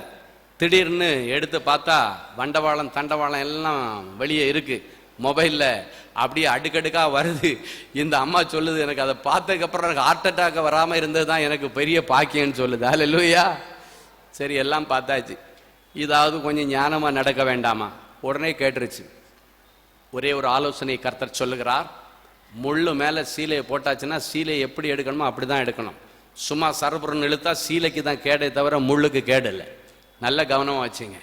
இந்த அம்மா அதுக்குள்ளால் ஆர்ப்பாட்டம் பண்ணி, நான் அதை பண்ணுவேன் இதை பண்ணுவேன், எங்கள் அம்மாவை கூப்பிடுவேன், அப்பாவை கூப்பிடுவேன், அண்ணனை கூப்பிடுவேன், கேவலப்படுத்துவேன், உங்கள் அம்மாட்ட சொல்ல என்ன அவன் நிமிந்துட்டான். எப்போவுமே ஒரு காரியத்தை தெரிஞ்சுங்க, ஆண்டவருடைய பிள்ளைங்க ஞானமாக இருக்கணும். ஒரு கொம்பை எடுத்து எவ்வளவு வளைக்க முடியுமோ அவ்வளவு தான் மேக்சிமம் பெண்ட் பண்ணணும். ஒரு அளவுக்கு மேலே பெண்ட் பண்ணாங்கன்னா என்ன ஆகும்? ஒடிஞ்சு போயிடும். ஆமேன். இந்த அம்மா ஓவரா பெண்ட் பண்ணாங்க, அவ்வளோதான், முறிகிற நிலைமைக்கு வந்துருச்சு. ஆமாம், நான் வச்சிருக்கிறேன், இப்போ என்ன பண்ண போறேன்னு கேட்டான். அவ்வளோதான். ஒரு அளவுக்கு மேலே பண்ண நான் நிமிந்துருவான். அது அவனா இருந்தாலும் சரி, அவளா இருந்தாலும் சரி, நிமிந்துருவாங்க. ஆமாம். அதுக்கப்புறம் தெரிஞ்சு போச்சு இல்லை, தெரியாத நேரத்திலாவது திருட்டுத்தனமா இருப்பான், ஒரு பயம் இருக்கும். தெரிஞ்சிருச்சுன்னா பயம் தெளிஞ்சு போச்சு, அவ்வளோதான், முடிஞ்சு போச்சு. அல்லேலூயா. எனவே ஆண்டவருடைய பிள்ளைங்க அப்படிப்பட்ட காரியங்கள் குடும்பங்களில் பிசாசு நிறைய குடும்பங்களில், ஏன்னா சீரழிகிற நாட்கள், கடைசி நாட்கள், பாவத்தை தண்ணியை குடிக்கிற மாதிரி மனுஷன் குடிக்கிற நாட்கள். எனவே எந்த குடும்பத்துல வேணாலும் எப்ப வேணாலும் பிசாசு உள்ள வரலாம். ஆனா ஆண்டவருடைய பிள்ளைகள் ஞானமா இருக்கணும். இவ தடா புடான்னு பண்ணிட்டு எல்லாத்தையும் கெடுத்து குட்டிச்சோர் ஆக்கிட்டா. அவன் நிமிர்ந்துட்டான். ஆமா, எனக்கு பழைய லவர், அவ கூட நான் இப்ப கொடுத்தனை நடத்திட்டு தான் இருக்கிறேன். இப்ப என்ன பண்ண போற? நீ இதுக்கு மேல ஏதாவது பேசுனீங்கன்னா வீட்லயே கூட்டு வந்துருவேன்னு சொன்னான். ஆடி போயிட்டா. அதுக்கப்புறம் என்ன பண்றானா, இவளுக்கு தெரிஞ்சதுக்கு பிறகு இவளை கலட்டி விடணும்னு நினைச்சிட்டான்.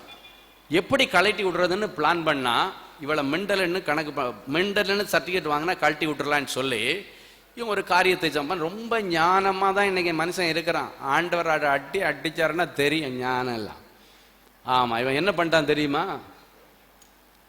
மனைவியை கூட பெட்ல உட்காந்துட்டு அவளுக்கு போன் அடிப்பான், அவள்கிட்ட ஆபாசமா பேசுவான். இவளுக்கு எரியுமா எரியாதா? அப்படியே கிருன்னு ஏறும், பைத்தியம் பிடிச்ச மாதிரி இருக்கும். எப்படி இருக்கும்? டாப் கியர்ல டென்ஷன் ஏறும், அவ்வளவுதான். எவனாவது ஒருத்தன் மனைவிக்கு முன்னால வச்சுட்டு இன்னொருத்திக்கிட்ட கொஞ்சிட்டு இருந்தா இந்த மனைவி விடுவாளா? அவ்வளவுதான். இவ கோபத்துல என்ன பண்ணுவான், தலையணை எடுத்து அவனை அடிக்கிறது, சுவரில் போய் தன்னுடைய தலையை முட்டுறது. ஏன்னா அந்த ஆத்திரத்தை வெறி அடக்க முடியாத நேரத்துல தலையணை போட்டு அடிக்கிறதும், சுவரில் போய் தலையை முட்டுறதும், தலையை போட்டு பிச்சுக்கிறதும். இவன் என்ன பண்ணான் தெரியுமா? அந்த பிள்ளை அந்த வெறித்தனத்துல செய்யறது எல்லாம் அப்படியே மொபைல்ல போட்டோ பிடிப்பான், எல்லாத்தையும் வீடியோ எடுக்கிறான். எதுக்குன்னா இவன் சொன்னது எல்லாத்தையும் ரெக்கார்ட் பண்ண மாட்டான். நல்லா கவனிச்சிங்க. இவன் சொன்னது, இவளை வெறுப்பேத்தினது எல்லாமே சைலண்டா இருக்கும். அதெல்லாம் உள்ள ரெக்கார்ட் ஆகாது, அதெல்லாம் சஸ்பென்ஸா வச்சிருப்பான். இவளுக்கு அப்படியே பைத்தியம் பிடிச்ச மாதிரி மண்டைக்கு ஏறணும்னா இவ என்ன செய்ய தெரியாம செய்வா. பச்சை பச்சையா பேசுவா, தப்பா பேசுவா, புருஷனை பயங்கரமா கத்துவா. இந்த கத்துன உடனே அப்படியே வீடியோ எடுப்பான். வீடியோ எடுத்துட்டு இவங்க அம்மாட்ட கொண்டு போய், இப்படிப்பட்ட மெண்டல் எனக்கு கட்டி வச்சிருங்கன்னு அவங்க அம்மாவை நம்ப வச்சுட்டான், அவங்க அப்பாவை நம்ப வச்சுட்டான். நிறைய காரியத்தில் ரொம்ப வெறுப்பேற்றணும்னா இவ எக்ஸ்ட்ரீம் ஸ்டேஜுக்கு போவா. நீங்களா இருந்தாலும் அப்படித்தான் செய்வீங்க, அந்த எக்ஸ்ட்ரீம் லெவலுக்கு போயிருவீங்க. நம்மளால முடியாது, கண்ட்ரோல் பண்ண முடியாது. அவன் அதுக்கு தான், அந்த வெறுப்பேற்றத்துக்கு தான் இந்த காரியத்தை செய்யறான். அவங்க அம்மாவே நம்ப வச்சுட்டான், அவங்க அப்பாவை நம்ப வச்சுட்டான். அவங்க சொல்றாங்க, எப்பா நான் அவனுக்கு கல்யாணம் பண்ணி கொடுக்கும்போது நல்லா தான்ப்பா இருந்தா, நாங்க ஏமாத்தி எல்லாம் கட்டல. இவன் ஒரேடியா சொல்றான், இவனுக்கு தெரியும் இவன் தான் இந்த காரியத்தை செய்தான். பைத்தியத்தை கட்டி வச்சிருக்கீங்க, தெரிஞ்சே கட்டி வச்சிருக்கீங்க, நான் இப்படிதான் கேஸுக்கு போட போறேன்.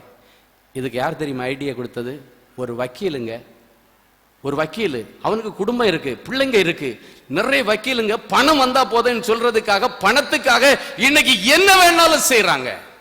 ஒரு நாள் செய்யாதீங்க. ஒரு நாள் வரும், ஆண்டவருக்கு முன்பாக கணக்கு தீர்க்க வேண்டிய நாட்கள் வரும். ஆண்டவர் உனக்கு வக்கீல் உத்தியோகத்தை கொடுத்திருப்பது 4 பேருக்கு நன்மையானதை செய்து நீதி செய்வதற்கு தான். இப்படி எல்லாம் செய்துட்டு வக்கீல் ஐடியா கொடுத்தாருன்னு சொல்லி கடைசியா டாக்டர் இடத்துல கொண்டு காமிச்சு, இவளை டாக்டர்கிட்ட போன உடனே இவளை வெறுப்பேற்றுற மாதிரி பேசுவா. அங்கே இருந்து இந்த வெறுப்புல ஏதாவது பேசும்போது டாக்டரை எழுதிக்கிட்டார் மெண்டல்னு. கடைசியா கொண்டு போய் கோர்ட்ல கொடுத்து டைவர்ஸ் வாங்கிட்டான்.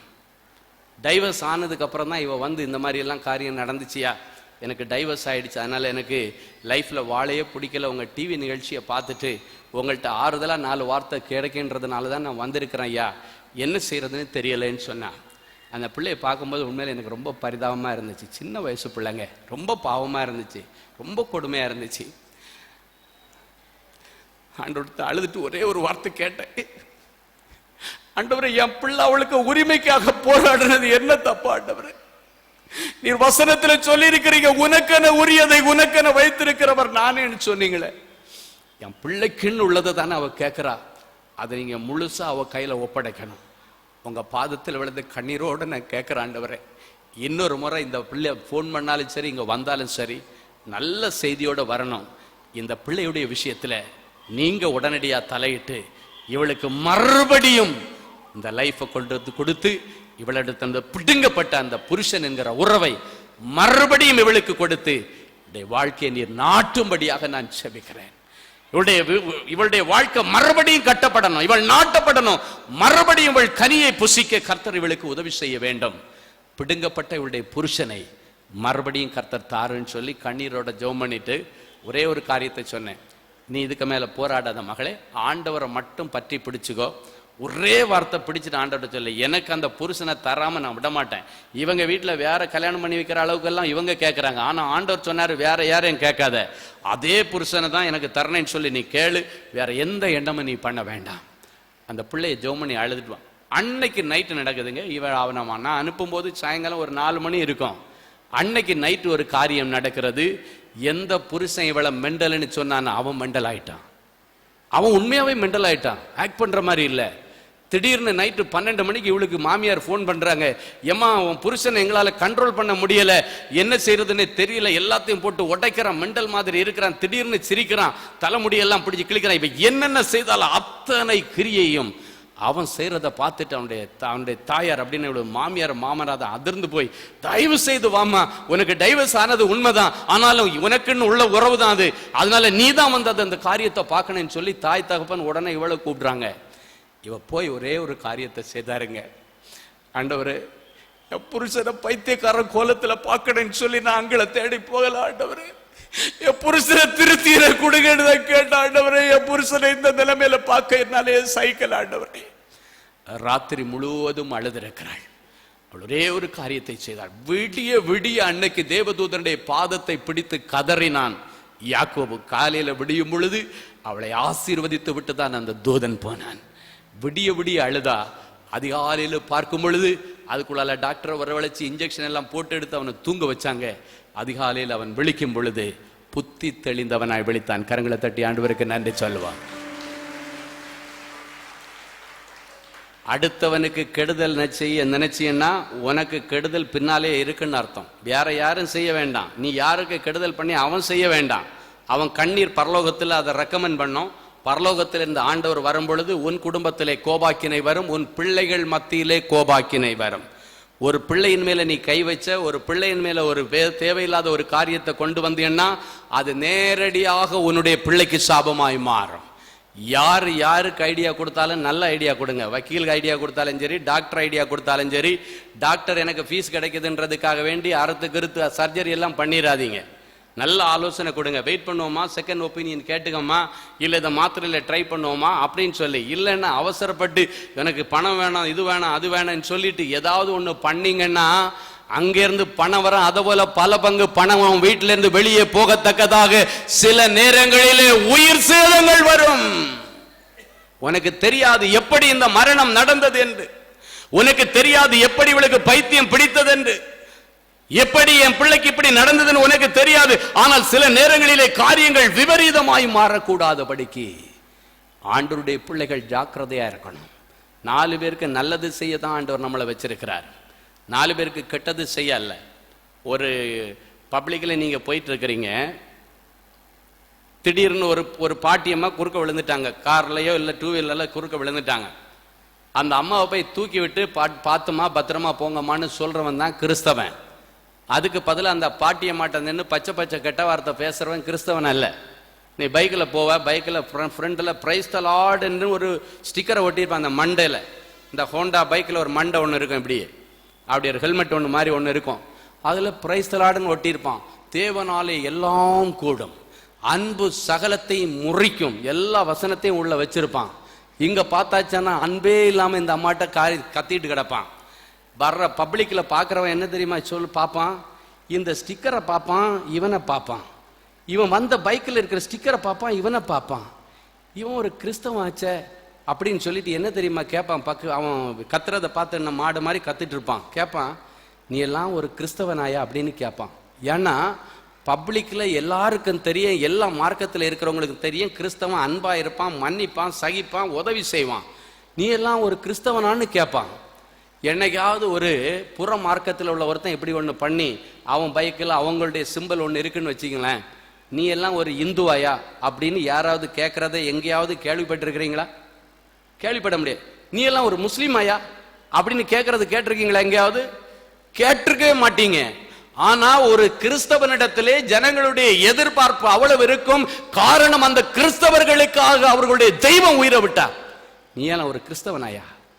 இன்னைக்கு கிறிஸ்தவன் தான் மற்றவங்களை விட ரொம்ப கேவலமான காரியங்களை செய்து கொண்டிருக்கிறார்கள். இன்னைக்கு வந்திருக்கிற தேவ பிள்ளைகளே, நீங்க ஒவ்வொருவரும் மனம் திரும்பணும். ஒருவனுக்கும் கேடு விளைவிக்காதிருங்கள். ஒருவனுடைய மனமும் துக்கப்படக்கூடிய விதத்தில் ஒரு சின்ன செய்கையும் செய்யாதிருங்கள். நீங்க பரலோகத்தின் தேவனுக்கு கணக்கு கொடுக்கணும். இன்னைக்கு நீயா நானான்னு வீம்பு பண்ற மாதிரி இங்க பண்ணிடலாம். அங்க ஆண்டவர் வீம்பு பண்ணும்போது ஸ்ட்ரைட்டா அனுப்பிடுவார் விசா கொடுத்து. எங்க தெரியுமா? எங்க விசா கொடுப்பாரு? எங்க கொடுப்பாரு? பால் நரகத்துக்கு விசா கொடுத்துருவார். நரகத்துல நீ விழுறதுக்கு இல்லை, இந்த பூமியில வந்திருக்கிறது. சரி, நிச்சயமாக நாட்டுவார். மூன்றாவதாக கடைசியாக நிச்சயமாக கொடுப்பார். முதலாவது நிச்சயமாக தப்புவிப்பார். இரண்டாவது நிச்சயமாக என்ன செய்வாரு? என்ன பண்ணுவாரு? நாட்டுவார். பிடுங்கப்பட்டதெல்லாம் மறுபடியும் நாட்டுவார். மூன்றாவதாக கடைசியாக நிச்சயமாக கொடுப்பார். மத்தேயு 7:11 சொல்லுகிறது, பரமபிதா தங்களிடத்தில் வேண்டிக் கொண்டுகிறவர்களுக்கு நன்மையானவைகளை கொடுப்பது அதிக நிச்சயம். இதெல்லாம் நிச்சயம், இது அதிக நிச்சயம். ஹல்லேலூயா. இன்னைக்கு செய்தி என்ன? நிச்சயமாக வரும். ஆமென். ஆமா, கடைசியாக ஆண்டவர் சொல்றாரு, நிச்சயமா கொடுப்பாராம். எது உனக்கு கிடைக்கலன்னு சொல்லி ஆண்டவருடைய சமூகத்திலே ஜெபித்து கொண்டிருக்கிறாயோ அத்தனை காரியத்தையும் கர்த்தர் உங்களுக்கு கொடுக்கத்தக்கதாக, அவர் கொடுக்க நீங்கள் பெற்றுக்கொள்ள, அவர் தன்னுடைய கரத்தை திறக்க, நன்மையினால் திருப்தி அடையும்படிக்கு எல்லாரும் ஒரு நிமிடம் எழும்பி நில்லுங்கள். இப்பொழுது நாம் ஜெபிக்க போகிறோம். சகல வியாதியையும் குணமாக்க வல்லவரா, சகல வியாதியையும்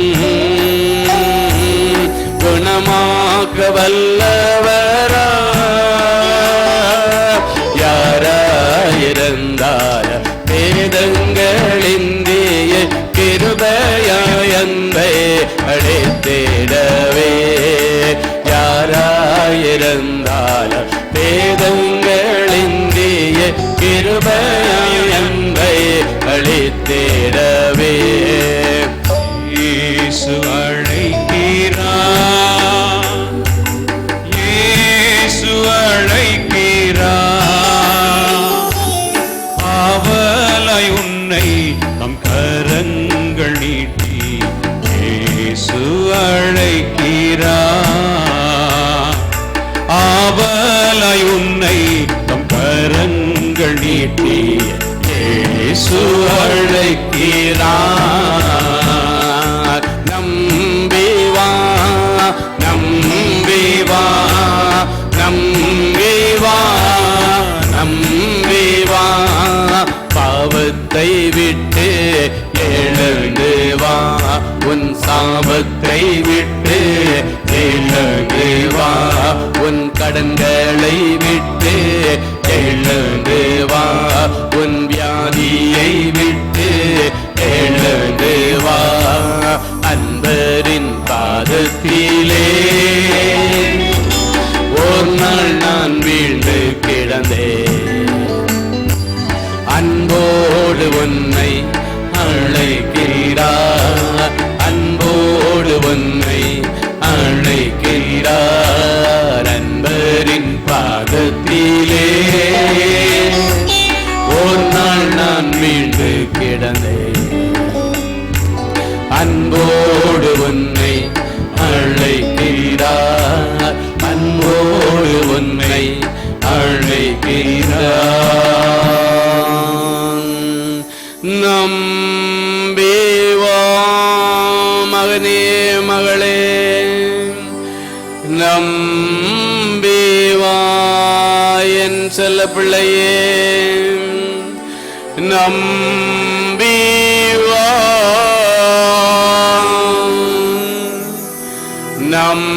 நம்பிவா, பாவத்தை விட்டு எழுந்து வா, உன் சாபத்தை விட்டு எழுந்து வா, உன் வியாதியை விட்டு எழுந்து வா, உன் கடன்களை விட்டு எழுந்து வா. அன்பு சகோதரனே சகோதரி, இன்றைக்கு நீ தானாக இந்த இடத்திலே வரவில்லை. என் இயேசு உன்னை அழைத்துக் கொண்டு வந்திருக்கிறார்.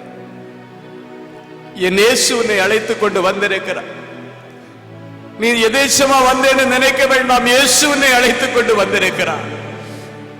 காரணம் என்னன்னா, 4 சுவர்களுக்குள்ள விழுந்து கிடந்து, ஆண்டவரே இந்த கடன் பிரச்சனைக்கு ஒரு விடிவு காலம் வராதா?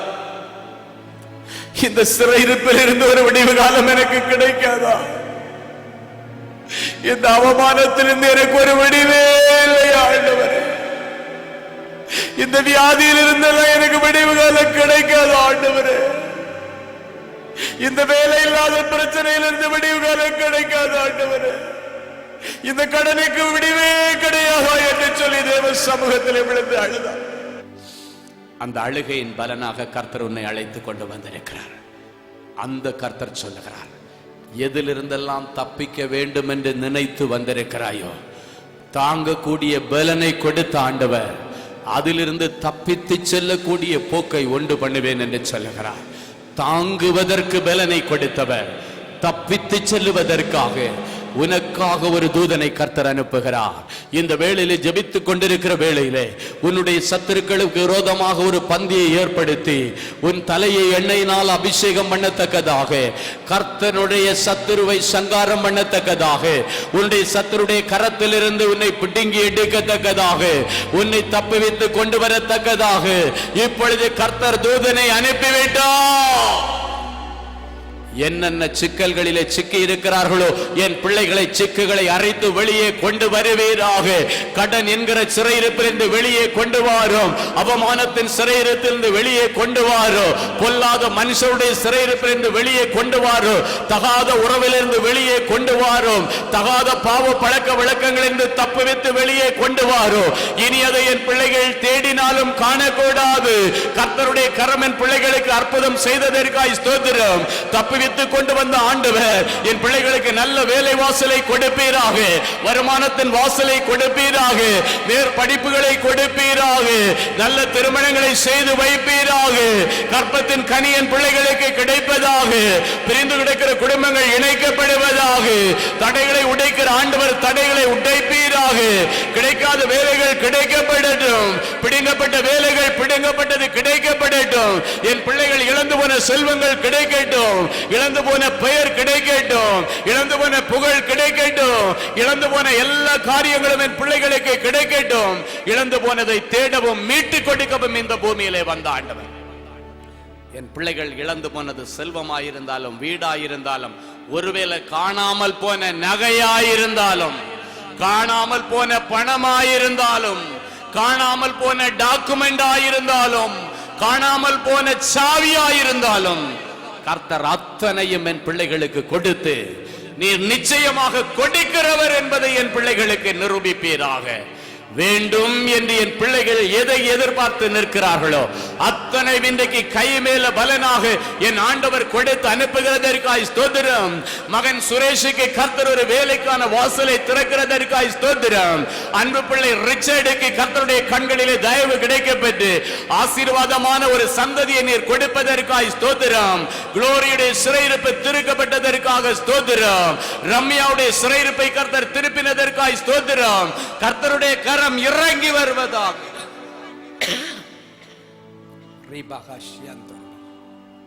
Thank you Lord. இப்ப ஒரு நிமிஷம் மௌனமாக உங்களுக்கு என்ன வேணுமோ கேளுங்க.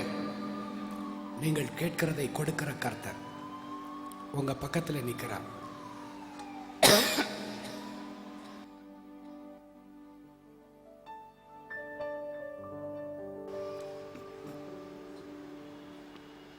சுகம் வேண்டுமா? சொந்த வீடு வேண்டுமா? அபிஷேகம் வேண்டுமா? வல்லமையின் வரங்கள் வேண்டுமா? கேளுங்கள், உங்கள் சந்தோஷம் நிறைவாயிருக்கும்படி பெற்றுக்கொள்வீர்கள். உங்கள் மன விருப்பத்தின்படியே உங்களுக்கு தந்தருளே உங்கள் ஆலோசனைகளை எல்லாம் கர்த்தர் நிறைவேற்றுவார். உங்கள் மன விருப்பத்தின்படியே உங்களுக்கு தந்தருளே உங்கள் ஆலோசனைகளை எல்லாம் நிறைவேற்றுவேன் என்று உங்கள் மேல் மனதுருகுகிற கர்த்தர் சொல்லுகிறார். சொன்னபடி செய்வார். பிதாவே, சுகபத்திரமாய் பிள்ளைகளை அழைத்து கொண்டு வந்த ஆண்டவர் சுகபத்திரமாய் அவரவர்கள் வீட்டிலே சேர்த்து நல்ல செய்தியை பகிர்ந்து கொள்ள உதவி செய்யும். அடுத்த வாரம் மறுபடியும் சிலுவை தியான கூட்டங்களுக்கு சாட்சியோடு என் பிள்ளைகளை கொண்டு வந்து நிறுத்துவீராக. இவர்களுக்கு விரோதமாய் உருவாக்கப்பட்ட அத்தனை ஆயுதங்களும் வாய்க்காமல் போகட்டும். என் பிள்ளைகளுக்கு விரோதமாய் ஒரு வழியாய் வருகிறவர்கள் 7 வழியாய் ஓடி போவார்களா. இயேசுவின் மூலம் பிதாவே, ஆமென், ஆமென். அல்லேலூயா. எங்களுடைய பாடல் சீடிக்கள், செய்தி சீடிக்கள் ஹோலி லேண்ட் சிடி விற்பனை கொண்டு வாங்கி பிரயோஜனப்படுங்கள். கர்த்தர் உங்களை ஆசீர்வதிப்பார். God bless you. Praise the Lord. என் ஆத்துமாவே கர்த்தரை ஸ்தோத்திரி, என் முழு உள்ளமே அவருடைய பரிசுத்த நாமத்தை ஸ்தோத்திரி. என் ஆத்துமாவே கர்த்தரை ஸ்தோத்திரி, அவர் செய்த சகல உபகாரங்களை மறவாதே. ஆமென். நம்முடைய ஆண்டவராகிய இயேசு கிறிஸ்துவின் கிருபையும் பிதாவாகிய தேவனுடைய அன்பும் தூய ஆவியானுடைய அன்பின் ஐக்கியமும் நம்மளோடு கூட இன்னும் சதா காலங்களிலும் நிலைத்திருப்பதாக. ஆமென். Thank you.